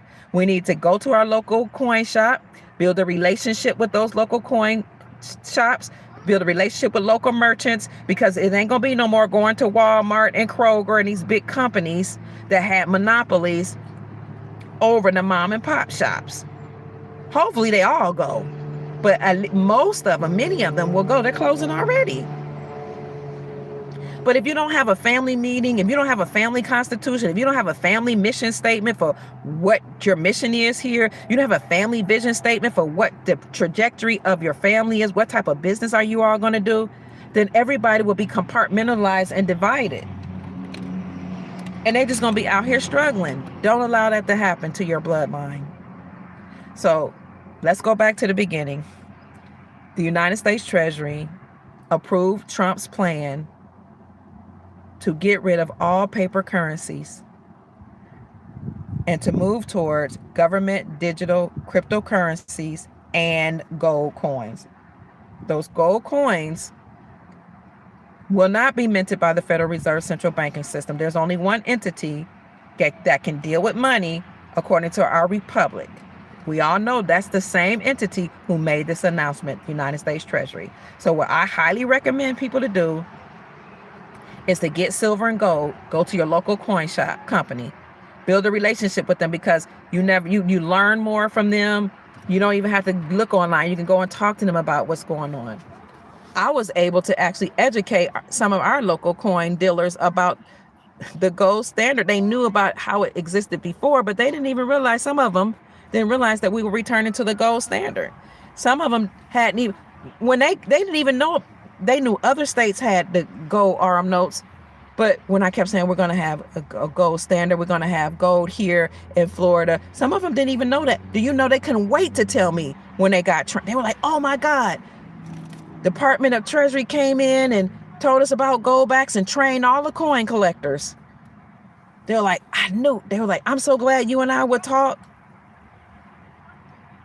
They didn't even know that the foreign currencies that a lot of these people that own the states, went through estate sales, would sell to the local coin shop. They didn't even know a lot of them would be revalued. I got $100 trillion Zimbabwean Zim for $1. You can't find them now. You can't find them because now people know. But get you some foreign currencies if that's part of your value system, because they will revalue. They will revalue. Not only will they be reinstated back to their value before those countries were sanctioned or before they were torn up through war, but they're going to be revalued. Meaning now that these countries have repatriated their gold back to them, now that they work with other nations to mine resources out of the ground, now that Trump has paid some of them in gold and rare earth minerals for some of their resources. See, that's mainstream media won't tell you that. They're taking all these resources to back their currencies and revalue their currencies based on all the resources they have and the resources that they've gotten from America, but mostly from the resources they have. It will back their currencies. So they're going to revalue all over the world. If you don't have any money, I was on disability, couldn't work, could barely walk. And I was like, when I heard about and we realized we were returning to the gold standard, I was like, man, I won one silver coin from Arcadia Economics. Chris Marcus is the CEO of Arcadia Economics. Thank you so much for the Cash App. Thank you, Chief Mac. I love you. Thank you so much. I love you all. Thank you, Chief Mac, for the Cash App blessing. I won a silver coin from an online silver symposium that I attended through Arcadia Economics. And that once I received that coin and I held it to my face and I held it to my chest, I started having flashbacks and memories of how my great-grandfather had silver and gold coins. That led me on a path to really dig into silver and gold. I already knew about silver and gold because my great-grandfather had silver coins. You'll read more about that in my book. But I didn't get any of them. And then when my sons built relationships with people in Ghana, we used to go and visit, and we stayed there for a while because one of them was going to marry a Ghanaian woman. They didn't end up getting married, but I saw gold mines. So I kept wondering why I'm running into gold and silver. Why did I stumble upon a book called Africa is China's Second Continent? And they were talking about China mining and gold. And then this was in 2014, all the way up through 2016, 2014, 15, 16. Then Trump came on 2016. He wanted to put Dr. Judy Shelton over the Federal Reserve. And why did I even take interest in her? So I looked into her background and realized she was a gold bug. She had a doctorate in economics. She believed in gold. She supported the gold standard. And I'm like, why do I keep reading about and stumbling upon gold? Then in 2020, I won that one silver coin. And then I just started collecting one. I hardly had enough money to pay bills because I was on disability. Wasn't working, but I was determined. I was like, I remember my personal mission statement that I wrote a long time ago. I remember my vision that I had for myself. I remember what my great-grandfather seeded in my consciousness just by being a businessman, just by having silver coins. Unfortunately, all that wealth was lost. We didn't get to enjoy any of it. And I said, it will not happen again. I will teach the world, accumulate wealth, whether it's land, whether it's values, whether it's clothes, jewelry, whatever wealth is to you, according to your value system, and protect it. That's why we talk about trust. And Chief Max says all the time, you don't have to get a trust from him.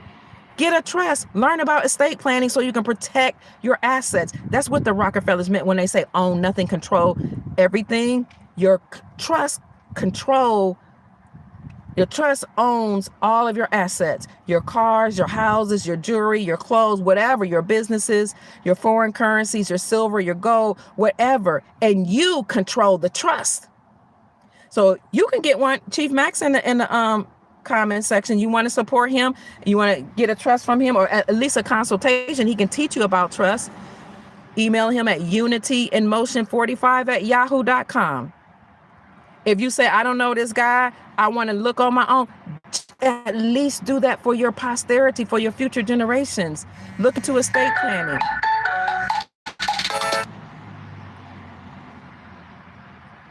If you want silver and gold again, go to your local coin dealer, or you can go to our affiliate, Miles Franklin. You can email them at Miles Franklin. No, info@milesfranklin.com, info@milesfranklin.com, or you can call them at 952-929-7006, 952-929-7006, and let them know that Dr. Kia referred you, Dr. Kia Pruitt, so you can get the best prices in the industry. You want to do that, in my humble opinion, my very strong opinion, so that you can start learning about gold, start researching it. I told you the Treasury Department approved Trump's plan to get rid of and phase out all paper currency and use digital cryptocurrencies and gold coins. So go to your local coin dealer, call Miles Franklin at 952-929-7006, or send an email at info@milesfranklin.com. They all know about political and geopolitical policies. They know now more people, now that we're talking about it. I was talking about state after state repealing taxes from precious metals. I haven't heard any podcasters. I've been talking about that since Trump's early part of his administration, when I was talking about gold RM notes. Now they call them gold backs, and how states were legalizing gold and silver as money by repealing or removing the state sales taxes. Now you have people talking about it openly. Another thing I learned is that people that are in the gold space and the precious metal space and coin collectors and economists, they weren't allowed to talk about a return to the gold standard. So when I was talking about it, I looked crazy, and they would tell me, no, that's not happening. Either they didn't know or they weren't allowed, because a lot of financial advisors and a lot of economists, they have to push what they're told, what they're taught. They're taught to share information that the elite teaches us in their schools or in their certification programs. That's why financial advisors, I haven't talked to some of my family members. I'm like, put your retirement, when they say, what should I do? I lost money in my retirement account. I lost a lot of money. I lost my 401k. I lost tens of thousands. I was like, okay, roll it over into a gold IRA. No, my financial advisor at such and such institute and at the bank said gold is a relic. Don't listen to you. My financial advisor said, no, don't do that. Try this product and that product and this stock and that stock. But all these people they're only teaching what they've been taught. What I'm telling you is that's changing around now. You can call people now in these spaces and they'll tell you. And if they don't tell you returning to the gold standard, then please look at the article that says the Treasury Department approved Trump's plan to phase out all paper currencies and only use government cryptocurrencies and gold coins for money. Look at the article that said from King's World that was published in February 2023. It says the world is hurtling back toward gold as money. Look at the article by the Sound Monetary Defense League that says that there's one that says 45 states and one that says 46 states. 45 states or more than 45 states reclaim silver and gold as money by repealing the state sales taxes from precious metals. So our Constitution already says you can only use gold and silver as money and only use gold and silver to pay off debt. Article 1, Section 10. But what's happening is lawmakers and legislators, they're creating legislation because they're not really doing laws. They're passing bills, right? Because that's part of the deep state. That's part of the corporation. But they're using the tools of the deep state against the deep state. They're saying you said we got to pass a bill to make it a law and just totally ignore the Constitution for the Republic that says that only silver and gold is money. Okay, we'll use your way, your system to get rid of the Federal Reserve and to reclaim silver and gold as money by removing state sales taxes from precious metals. So each state, that lets you know they're operating in their sovereignty. That lets you know that the Republic is being restored. Each state started passing bills and legislations to remove state sales taxes from precious metals and saying, you can't tax silver and gold. Why did they do it that way? Because they were covertly telling you, you can't tax money. It's against the Constitution for the Republic. But we're not going to say we return into the Republic. We're just going to use the tools of the deep state against them by removing taxes, because they put taxes on precious metals when they called gold and silver a relic when they took us off the gold standard. But we're returning you back to the gold standard and back to the Republic by operating at the local level, because we're really our own country. We have our own constitution, our own way of doing things. You see, the country was just comprised of tribes. Okay, initially. So I'm in a country of Florida. Many tribes were here in the country of Florida. You want to change things, work at the local level. We have our own constitution, our own flag. Every state is a country. States are taking their power back. They repealed sales taxes from precious metals. They rejected money from the Department of Education and said, we got our own money. By the way, President Trump put a freeze on the money that was given to the Department of Education. But then recently, he took that money that he froze and he gave it to the states. I'm going to have to republish this, but I did a podcast the other day of all the states that have funds for people to send their children to private school or to homeschool. Why are they pushing homeschooling and private schooling now? Because the Department of Education is being dismantled. Why is the Treasury Department taking over money? Why is the Treasury Department creating reports that says that the United States Incorporated, the government, is insolvent? Because the Republic is being returned. Why did the Department of Treasury say that we approve Trump's plan to get rid of phase out all paper currency? Because the Republic is being restored. And if the Federal Reserve Central Banking System thought they were going to get themselves out of reaching this high debt limit and get themselves out of this default by printing more money, it's been shut off. Because the Treasury Department approved Trump's plan to get rid of and phase out all paper currency. So the Federal Reserve no longer has power. You can print it if you try. That lets me know that the printing presses have been shut off. Everything that was done against we the people is being reversed. We're going to bring Sheikh Jacob Bey back when he's, ready to talk about it. But he has seen some other things, just like Chief Mack, he's spoken on it. Chief Rod Hayes, he's spoken on it. But we're going to keep bringing people back to empower you and let you know that everything's being returned back to we the people. And I know I've been talking a lot. I need to get my grandchildren home. We had a full day at the beach. We've done some shopping. We've eaten out. It's time to get home. What happens if the birthright citizenship is passed or not? Eventually it will phase out, because the birthright citizenship was after the Civil War. Birthright citizenship was to give citizenship to children of African American slaves. Judges misinterpreted that intentionally to allow foreigners to come here and have babies, so that their children, who are actually from parents that are not from, that are either, most of them undocumented, so that they can have rights to the land and reclaim our land and reclaim our birthright. The judges were in cahoots against the prisoners of war, the indigenous, autogenous, so-called Black African American people. The judges misinterpreted intentionally the 14th Amendment so that people can continue to access our wealth that our ancestors left for us. So it will have to be reversed. Thank you for the Cash App blessing, Sister Norma. The judges colluded. So it has to be reversed. I don't know what's going to happen to a lot of the people.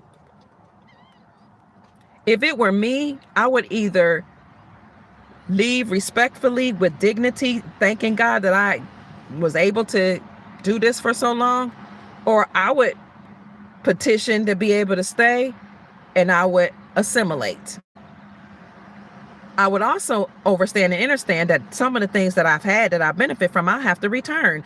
A lot of houses were bought, even by people classified as American, that didn't belong to them. The banks didn't have the allodial title to give away. That's why we didn't get allodial titles when we bought property. So we're going to have to return it back over, but we'll be compensated for that. And if that's, a little challenging to hear from me, who is that? Judge Anna Von Reitz has said the same thing. But what she said is a lot of people bought land that belonged to other people. A lot of people bought properties and farmland that belonged to other people. But they don't have the banks never had the allodial titles to give them that land. So people are going to have to return it. So when it's passed in favor of Donald Trump, which he's really doing what's in favor of the original peoples here and the original governments that we had here on Turtle Island. When that happens, they will have to determine how to compensate those people, because they will have to return the land over. But they deserve benefits because, what I mean by benefits, because they didn't know, some of them, and they actually bought a house, but they didn't know it belonged to somebody else. But, if I take something that's given to me and it was stolen, that's called hot. On the street, they call that you got something hot. If somebody else sold something to you, a coat or a car, but it was stolen, and it was discovered that you had stolen property, you had to give it back. Didn't matter if you knew or if you didn't know, that was a hot item. Those that grew up in inner city places know that. I grew up in inner city Cleveland. People all the time. Who do y'all think Hustle Man was on Martin? He had all this stuff. He opened up his coat. He had all this stuff, keys and all the, phones and all this stuff. Hustle Man stole the stuff, and then he would sell it to people. And remember, Gina Martin be like, I can't take that, Hustle Man. I don't know where you got that from. The United States government and these gangster banksters are Hustle Man. They stole land from the original people, stole our credits, stole our wealth, stole our silver and our gold mines, stole our rare earth precious minerals, stole our identity, American, gave it to somebody else, and gave it to them hot. Either for free, come on over here, get all the land you want. All you got to get all the farmland you want. All you got to do is keep it up. Come on over here. Classify on the Dawes roll as an Indian, as a Cherokee. Just give us $5. They sold it hot. Hustle man government, hustle man United States Incorporated, hustle man banks. But when it's found out that you sold it hot because it belonged to somebody else, you got to turn it over, and you might even have to go to prison, whether you knew it or not. That's how they deal with people in the inner city. I don't know how they deal with people with money. Whether you knew it or not, you bought something hot that belonged to somebody else. You should have known that it was stolen. You should have known that hustle man sold you something that didn't belong to you when you came on somebody else's land and you classified yourself as American when you were not. You should have known. But because you didn't know, you just got to sell it back. Now, if you happen to be copper colored and you happen to be from an inner city and you're the original American, you might have to go to prison. But everybody else, we're going to march for them. We're going to cry for them and say it's not fair. So be happy. You just got to turn it over and sell it back. That's the way it's always been done. You buy something hot, you got to give it back. You might have to pay above and beyond to compensate because you bought something that was hot, or I bought something that was hot. Don't matter. Remember how they treat the everyday person guilty by association. Didn't matter if you know. Remember how they treat everybody else. But a lot of these people knew. That's why they came here and had their children. They knew. They just got over on your head and tried to make you and me feel guilty about it because they want sympathy for coming over here, coming in hot, stealing stuff that's hot. They knew it didn't belong to him. Their ancestors didn't create this wealth. Their ancestors didn't pass this land down to them. Their ancestors don't even know nothing about these lands. Some of them. They know. They took advantage of it. They enjoyed it. They had a good time. They brought their family and their friends over. They sent money back into their countries. They had a good time. They infiltrated law, got their little presidency statuses, became engineers, built up certain places, served in our military to prove that they're on our side while selling secrets to the Chinese Communist Party, to the Ukrainian mafia, to the mafias in their respective countries. And now some of these people are asking for reparations. I want reparations because the United States of America won't give me birthright citizenship, and I've called myself an American, even though I'm not an American. My bloodline didn't spring from here. Now I want reparations. Being repaired for what? You got the wealth of the land. You got to live in the land flowing the milk and honey. You got the benefits. You got to live on top of, you even live on top of white folk, Caucasians. Now, that's unheard of. They don't even like a lot of people. Now they feel like they know how we've been feeling. Reparations, you even have, and I don't even know, this might be rhetoric, propaganda, African nations, Ghanaian, I don't even believe it, but they're saying they're asking for reparations for, slaves being taken from Ghana to being over. Everybody wants to tether themselves to the so-called African-American Black Negro man and woman. They want to use our rhetoric. They want to use our name, our classification. We want reparations. Well, riddle me this. If we got stolen from Ghana and West Africa, why didn't anybody come back for us? And even if it were true, which I don't believe it, that West African nations sold us, you already got paid. Why do you want to get paid a second time? It ain't making sense. We're not buying it. That's why a lot of us saying it's not my fight. Y'all fight it out yourselves. You want reparations because you sold allegedly some slaves, but you didn't come back for them. In fact, that's how we know it's not true, because a lot of them come here and don't like us, don't have nothing to do with us, call us dirty and lazy.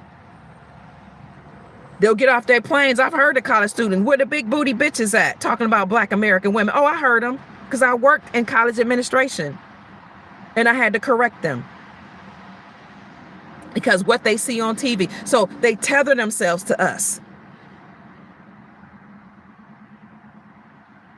They stole our birthright. Do you know if you call yourself something that you're not, you're trying to steal their birthright by classifying yourself as American? Because you want birthright to something that ain't even your right. It's over. So it will be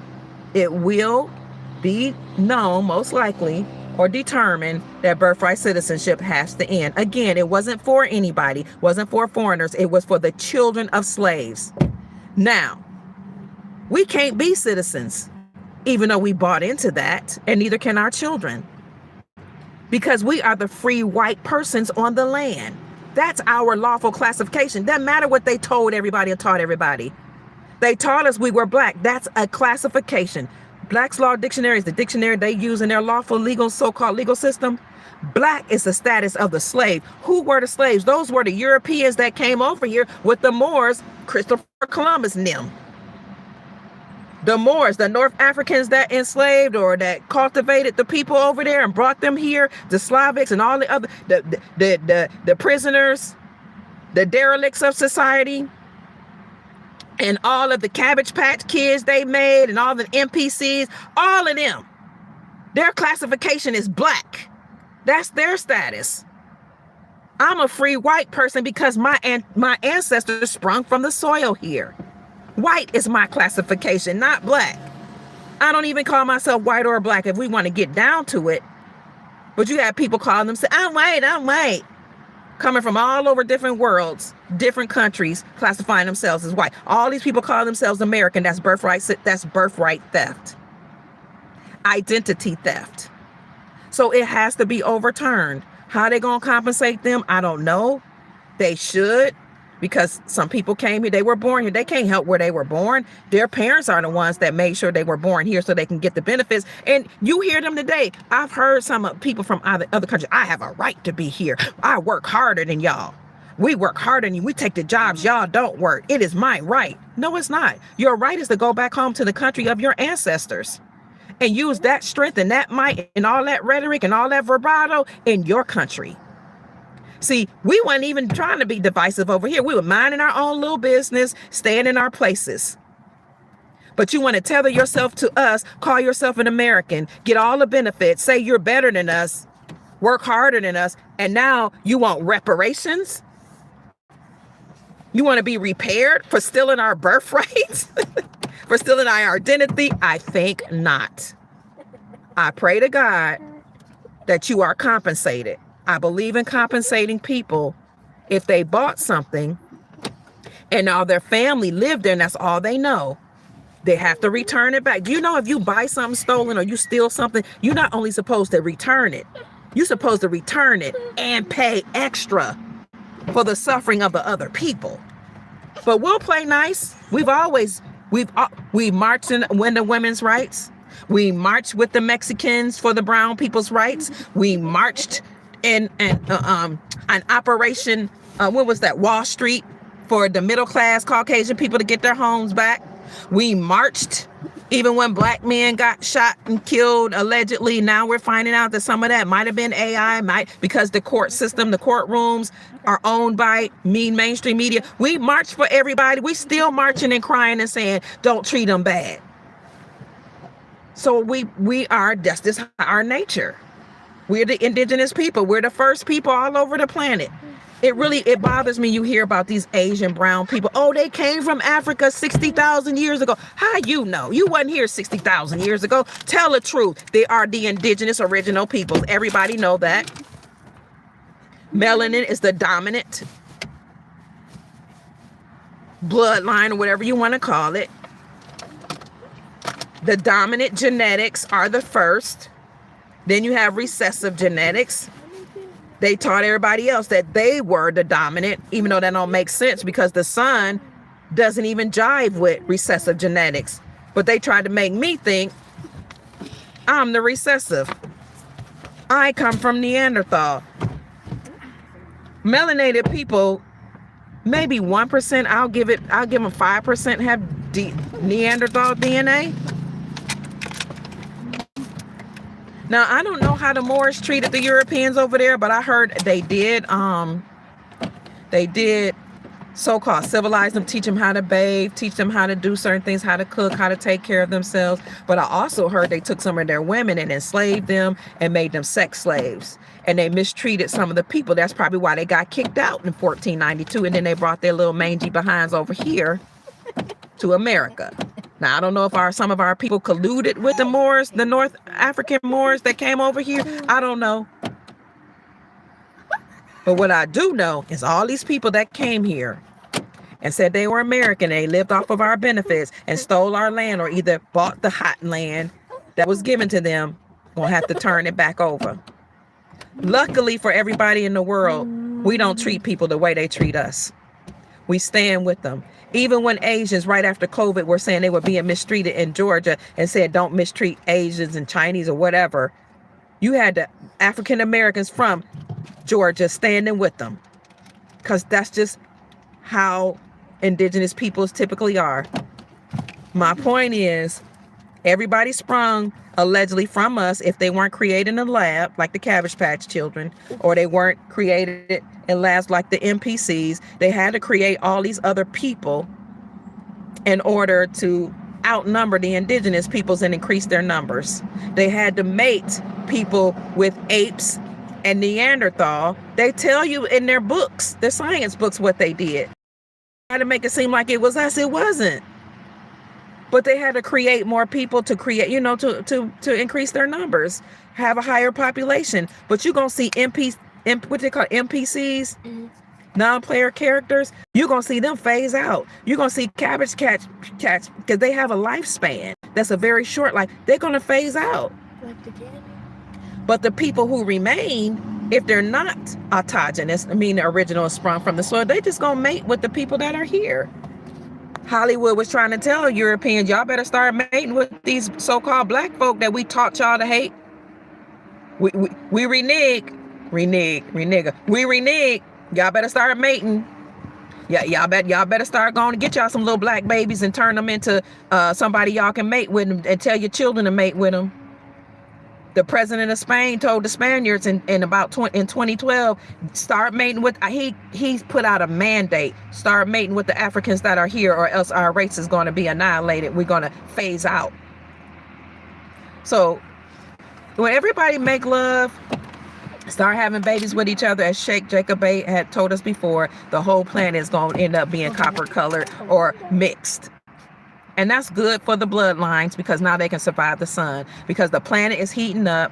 We have 2 or 3 suns now. All of the planet is about to be tropical like it used to be originally, before these beings came from other places, bringing their advanced technology, making it too cold for us to survive. These are the same people that reduced our DNA and our lifespan. These are the same people that have us breathing. They say oxygen isn't even natural to us people. They said that's why they said we were green, because we breathe something else. But now we breathe oxygen. Whatever it is, they changed our genetics. They reduced our lifespan. They made it cold here. They put nuclear bombs here, cold weather, natural catastrophes that's not natural, sprayed the skies, because they're trying to get rid of the original bloodlines.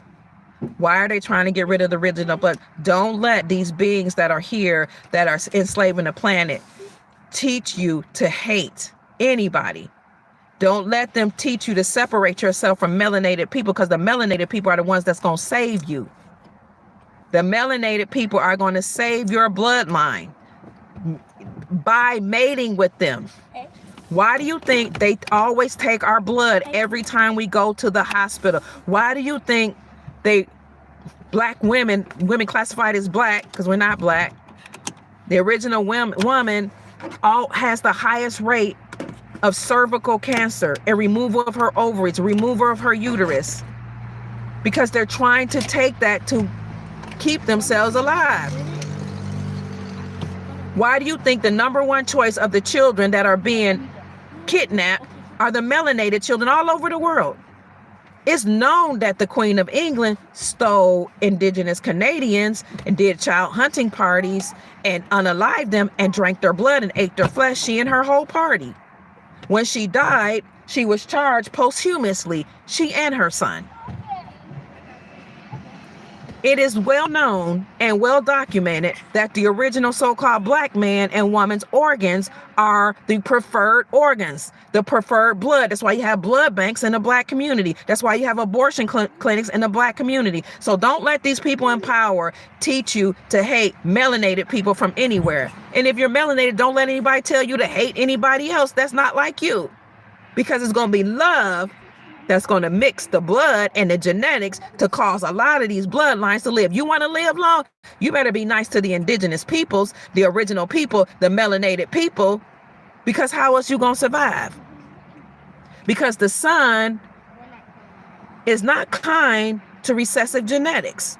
It's not kind to albinos. I don't care if you albino and both of your parents are classified as black. That's not racism. You gonna holler at the sun?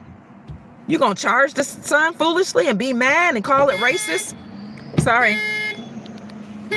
Y'all did that when y'all got in before the car. For me, mommy got the keys in here. No. And all the people that are allowed to stay here that won't go to Greenland, because you know Trump acquired Greenland, so when people start running out here, they have a place to go to. And they'll probably give them incentives and give them nice houses and all that stuff. They might even, use advanced technology to make it warm. But if you remain here, you want to be nice to the indigenous people, because they're going to run the government. Oh my gosh. They're going to run everything. They're going to have the businesses. They're going to run the government. They're going to be able to determine who can stay here, who can come, and who can go. They already have relationships with Kim Jong-un in North Korea, Vladimir Putin in Russia, Central South American leaders, Caribbean leaders, African leaders. Doesn't matter if people know it or not. These people know who we are. They've been telling their people to mix with us for a long time. They've been telling the United States Incorporated, we ain't doing business with you because the black folk ain't in power. In power. And those people that are melanated, the original peoples, have right. You are the parents. The people that are not NPCs and are not Cabbage Patch children, test tube babies, and even some of the ones that are test tube babies they mixed your genetics with them. But science tells us they came from us. You the parent. You have to be respectful, walk with integrity, love, truth, peace, freedom, and justice. Unless you want to be enslaved again. The way we were treated should have taught us enough to know that we don't mistreat people. We were kept out of homes. We were kept out of education institutions. We were kept out of policies. We were kept out of gold mines, even though we originally owned them. We were kept out of farms. We were kept out of the credit system. We were kept high offices. We were kept off of our own land. We were mistreated, told when other nations came here, they were told to stay away from us. We're misclassified as black, even though white is our status. We got to free white persons on the land. The ones you saw getting hanged during the civil rights movement, those weren't just random black folk. Those was landowners. Our ancestors that had land, that had wealth. The people that got, the bank owners, and that's in the Titanic that got unalived, a lot of them look like me. Those were the wealthy nobility that was part of the black community.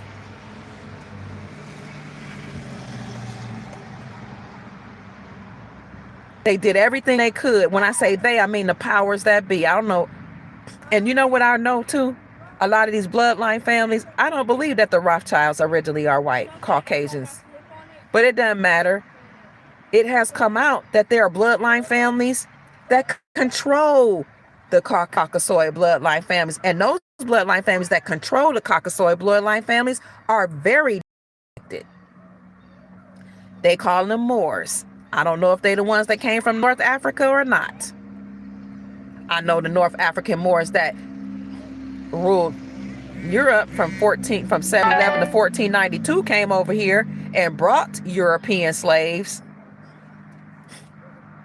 When you read The Prince by Machiavelli, you learn there are the number two ways to colonize a place is to do it through military and war. Number one, send in the military, or you send in other nations to come in and colonize the place for you.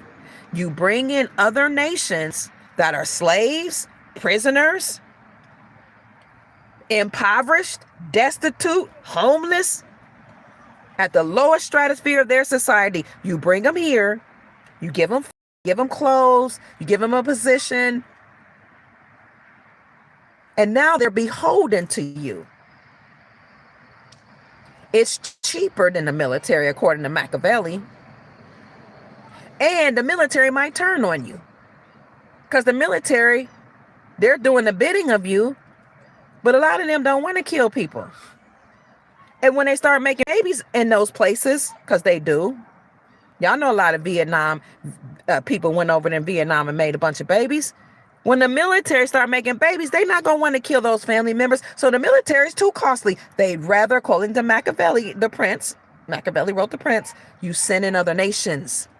You give them benefits. Now they feel compelled to do your bidding because they benefit. But Chief Rod Hayes told us, even when they were in key places, I'm talking about the Europeans that came here, in Hollywood, they would have blackface. Not trying to be disrespectful, because we're not even black, right? We don't even look black.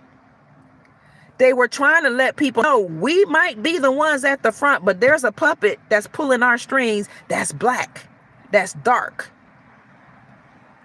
that came from places that are not here.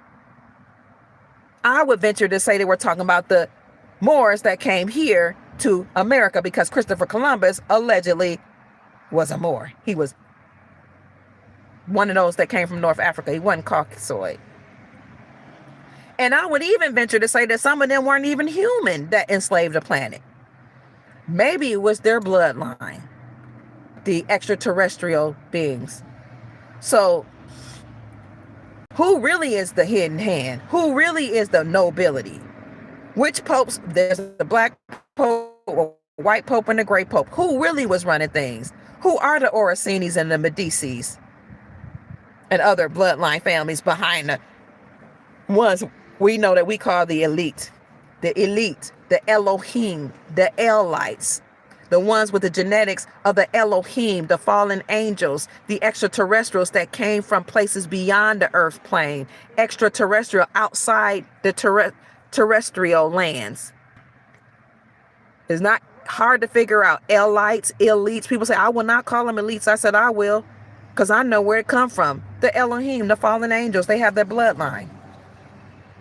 All of them are not bad. You have some of them that have come out and said, look, I know what my bloodline did, but I speak against it.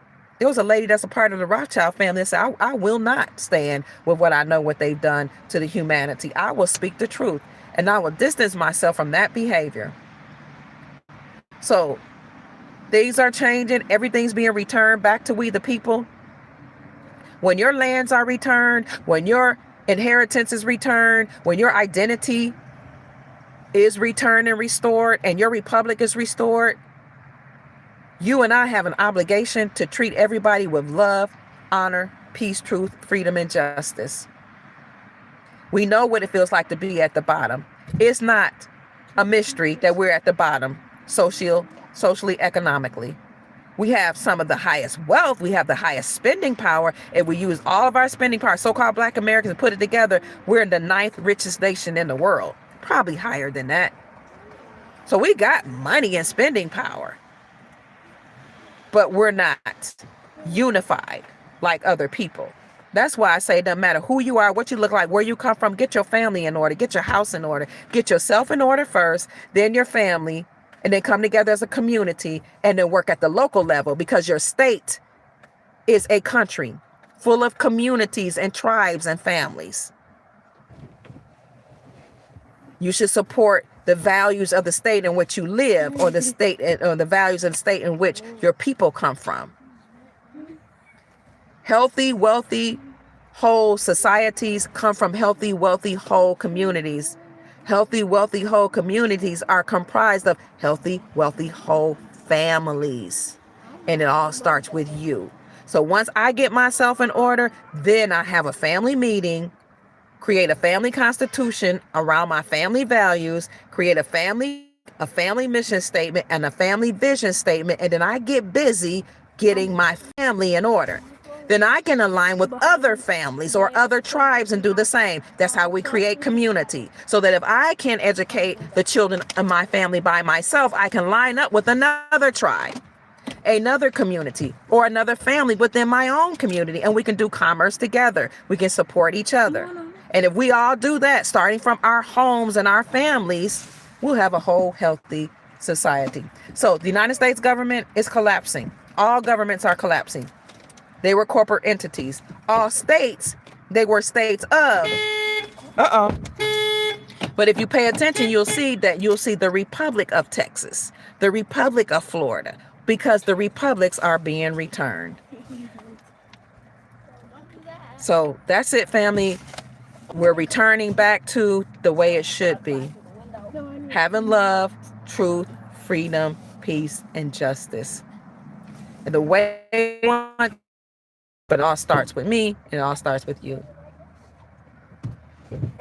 Somebody say, that's not true, God chose a chosen people. You've been lied to. Is that Chief Mac?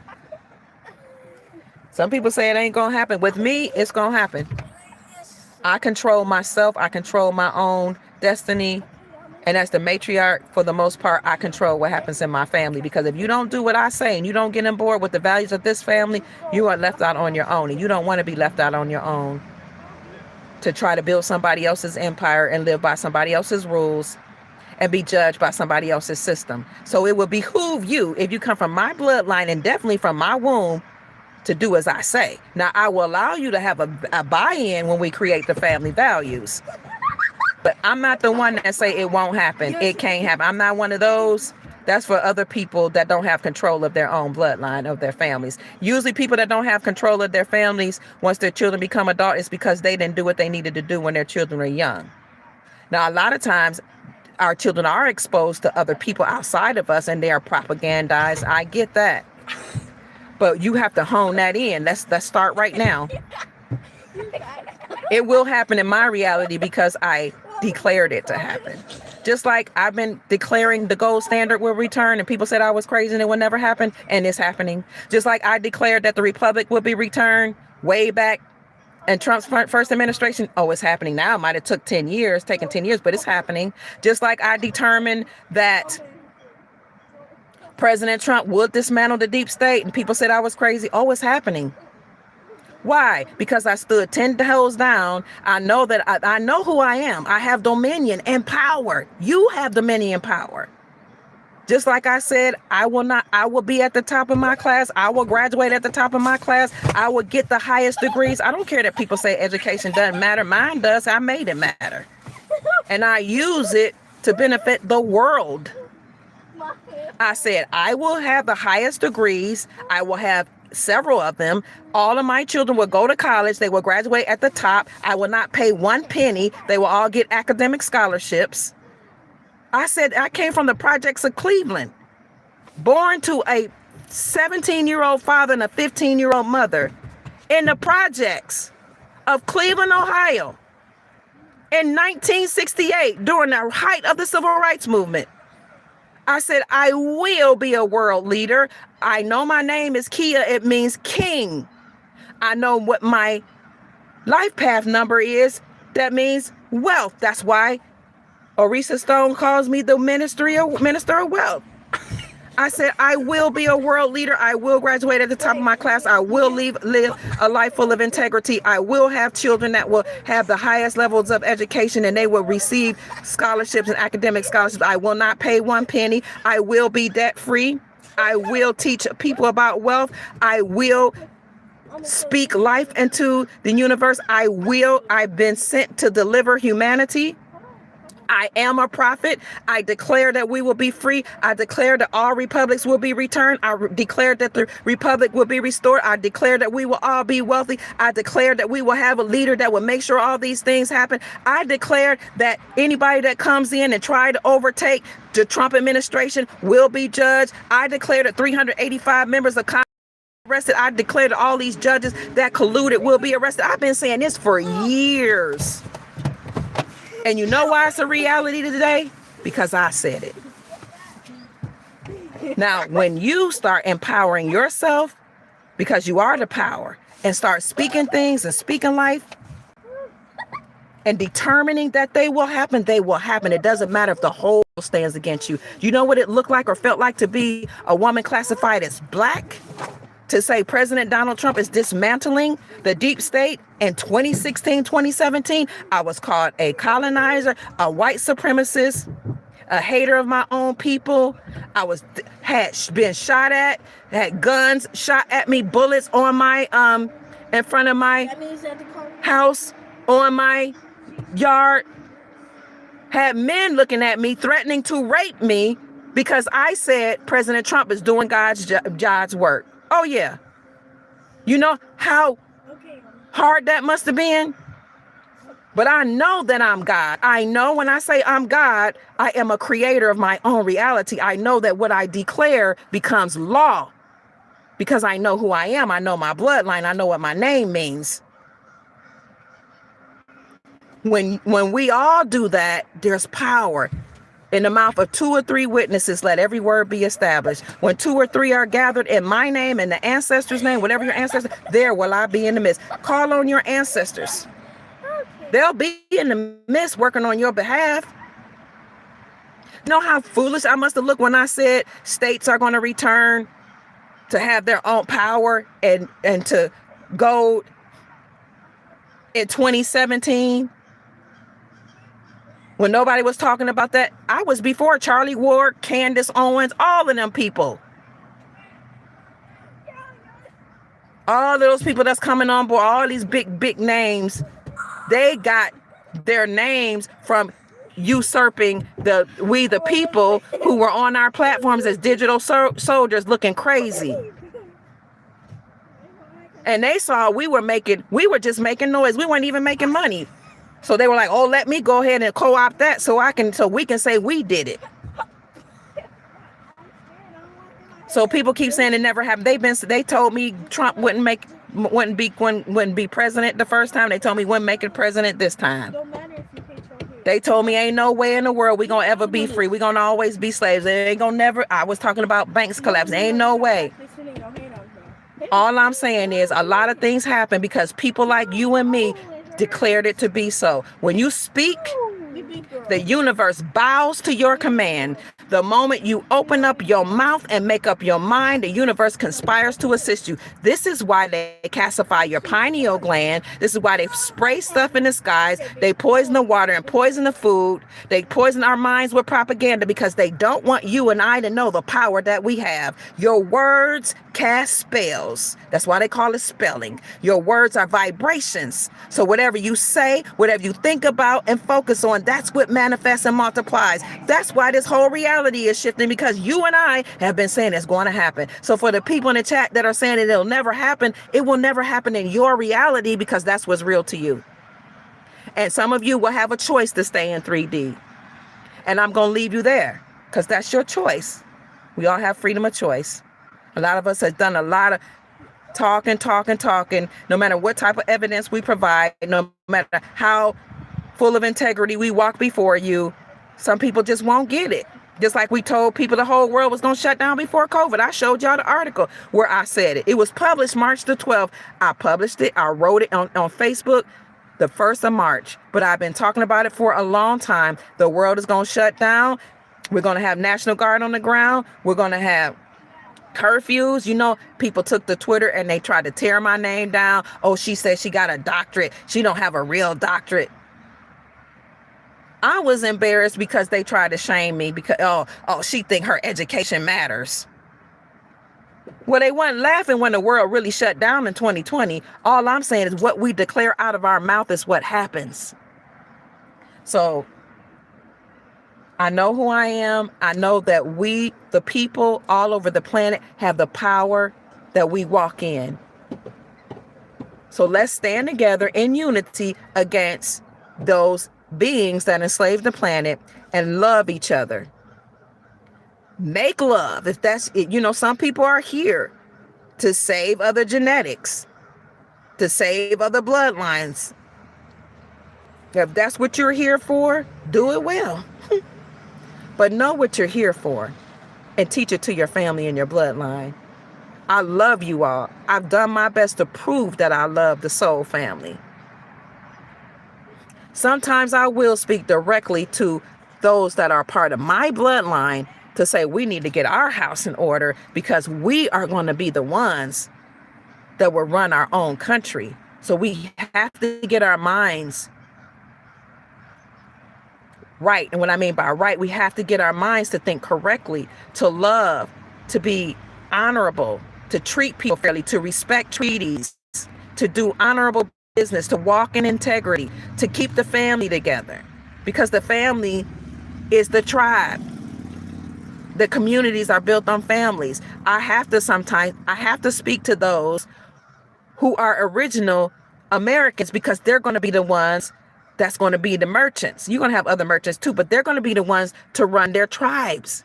They're going to be the ones at some level that dictate who can come in and out of the country.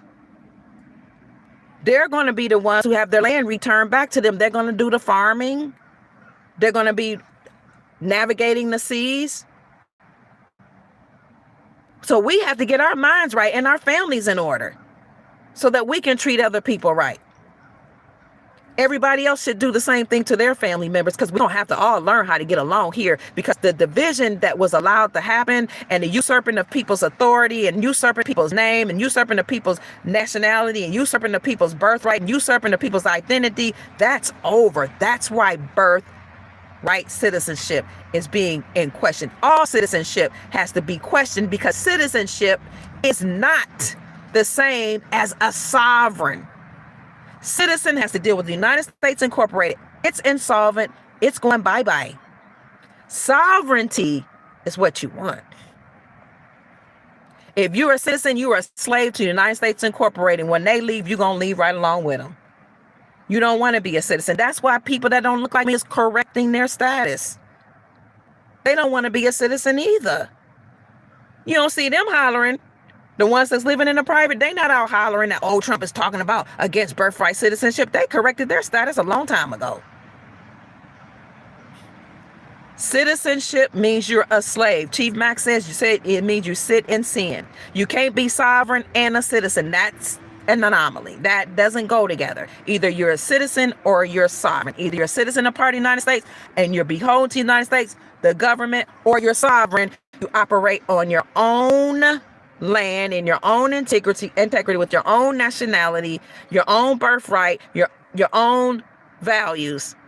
You rule and govern yourself. Sov means over, reign means rule. You have rule over yourself as a sovereign person. So if you're upset that Trump is going against citizenship or birthright citizenship, you might not understand that citizenship is not what we should have. It's sovereignty. Citizens have to go policies. The policy enforcer can lock you up anytime you break their policies, statutes, and codes and legalities that the corporation creates. Sovereign individuals operate under the law or with the laws of the republic. The republic was built upon the philosophy of the Iroquois people or Iroquois people. They're called Iroquois, indigenous people. So I don't support the whole rhetoric that I'm a slave. I'm sovereign. Let's teach that to our family members so that we can all operate in our sovereign capacity and get along with each other and honor whatever treaties we have with each other or agreements.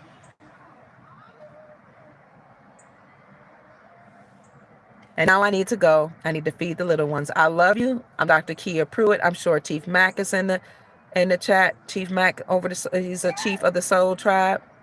Sheik Jacob Bay is probably here. You have others that are here. You might have Gold Star Mother Susan Price in the chat. You have all of you here. You might have Orisha Song, who is the jeweler of the Soul Tribe. You might have Chef Yosef, who is the chef of the Soul Tribe, help us to, get our bodies in order.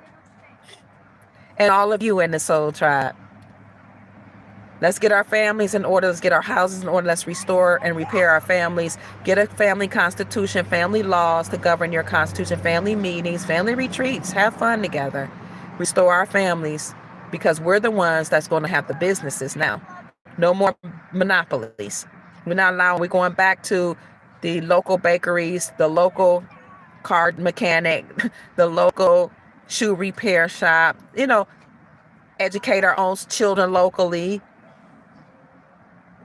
The medicine people are coming out, the healers and herbalists, all of you, and the ones who birth the children, the midwives, because you go in the hospital. Why are our babies being delivered by men?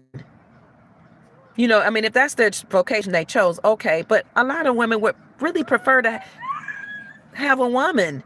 But it's just that the men, and particularly Caucasian men, were the ones that had access to certain roles in society. They were the ones that were allowed to be the psychologists and the psychiatrists. They were the ones that were allowed to be the doctors, and mainly the OBGYNs. But we learned that a lot of them don't really know the anatomy of a woman. They would go up in you, check you with their fingernails, not hurting your womb, hurting your vagina, hurting your ovaries. They don't have them, so they don't know. Telling you it'll be all right, being all cold. No, we want somebody that's been through childbirth or been trained to help us. The midwives. Because the institution taught us to lay on our backs to deliver babies. That's not even natural. That doesn't. Gravity tells you you're supposed to squat. And the institution tells you to cut off the umbilical cord, which is unnatural. The umbilical cord is supposed to fall off. When you cut off the umbilical cord, you remove the nutrients from the child before it's supposed to. You remove genetic memory and ancestral memory and former lives that these babies had when they came here is attached to the umbilical cord and their mission and purpose. You cut it off before the time they forget who they are, why they came here, their past lives, all the nutrients are cut off, the oxygen. And they teach these doctors to slap the baby so they can cry. Oh, we had to make sure it was alive. Well, you would know it was alive if you kept the umbilical cord there to fully finish nourishing that child. Then the institution tell you to inoculate them with a bunch of vaccines, put droplets in their eyes so that you can change their genetic code, cut off parts of their foreskin, of their penis, and cause them trauma, which is why some of our men right now are traumatized because their penis was cut off with no type of medication or anesthetic. And these demons told us that's what was natural. And we didn't know any better. So we sat there and said, oh, well, we're the chosen people. And the Bible says that you're supposed to circumcise. So maybe I'm just doing what I was told. These demons cut the penis, the foreskins of our sons who are traumatized. You talk about the patriarchy. You talk about men are mean, their hearts. No, they're traumatized from that memory of having their penis sliced off.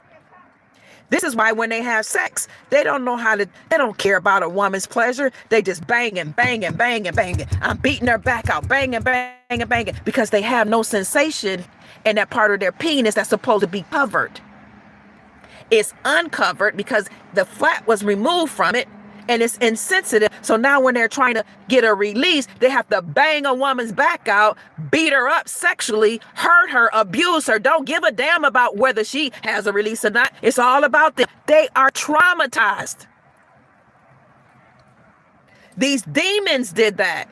Demons, the elites, the Elohim, the fallen angels that controlled these hospitals. Thank you for the Cash App blessing.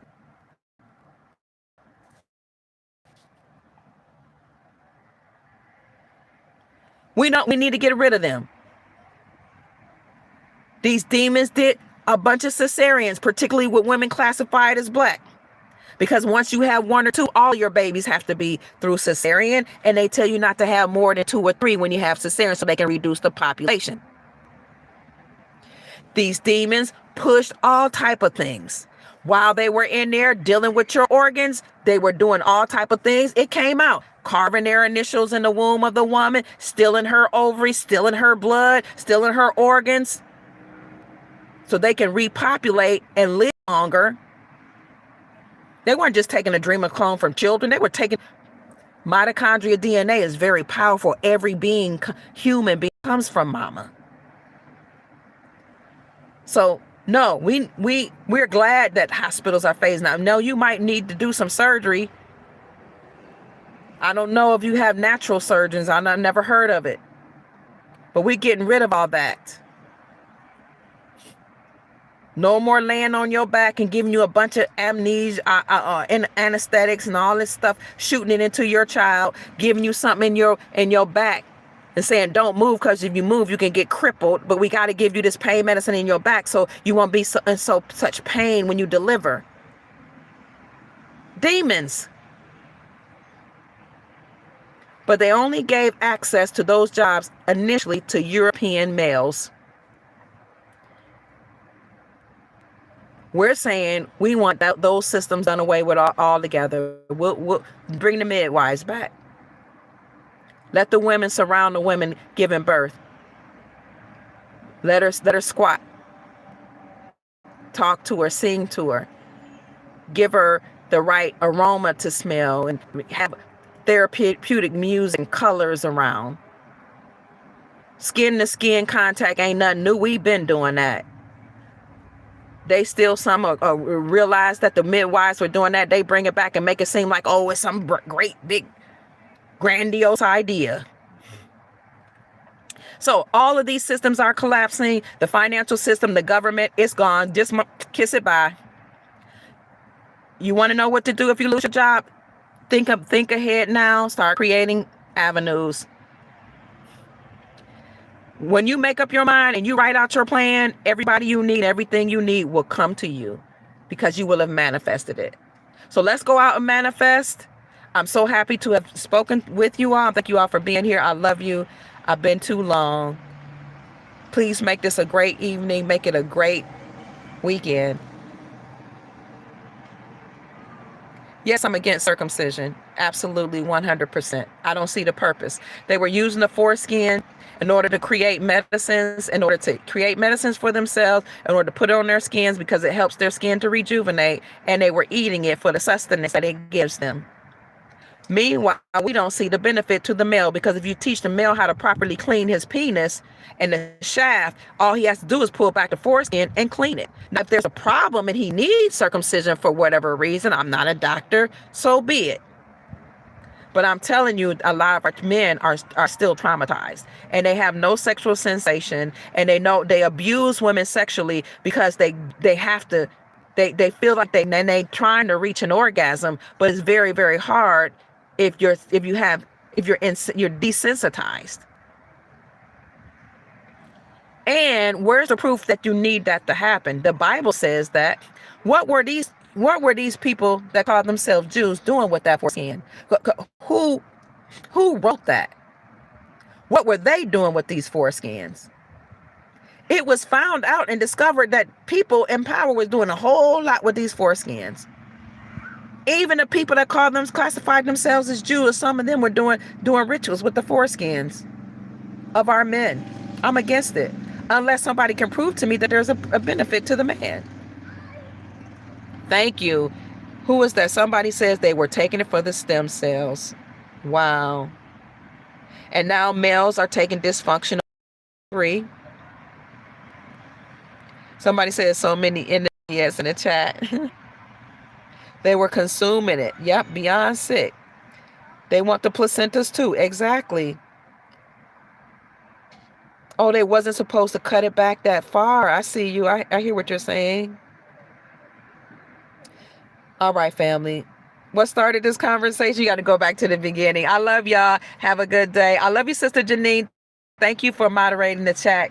You're awesome. You're awesome. Family, I've been very, very busy. So I need to get off here and take care of some more business.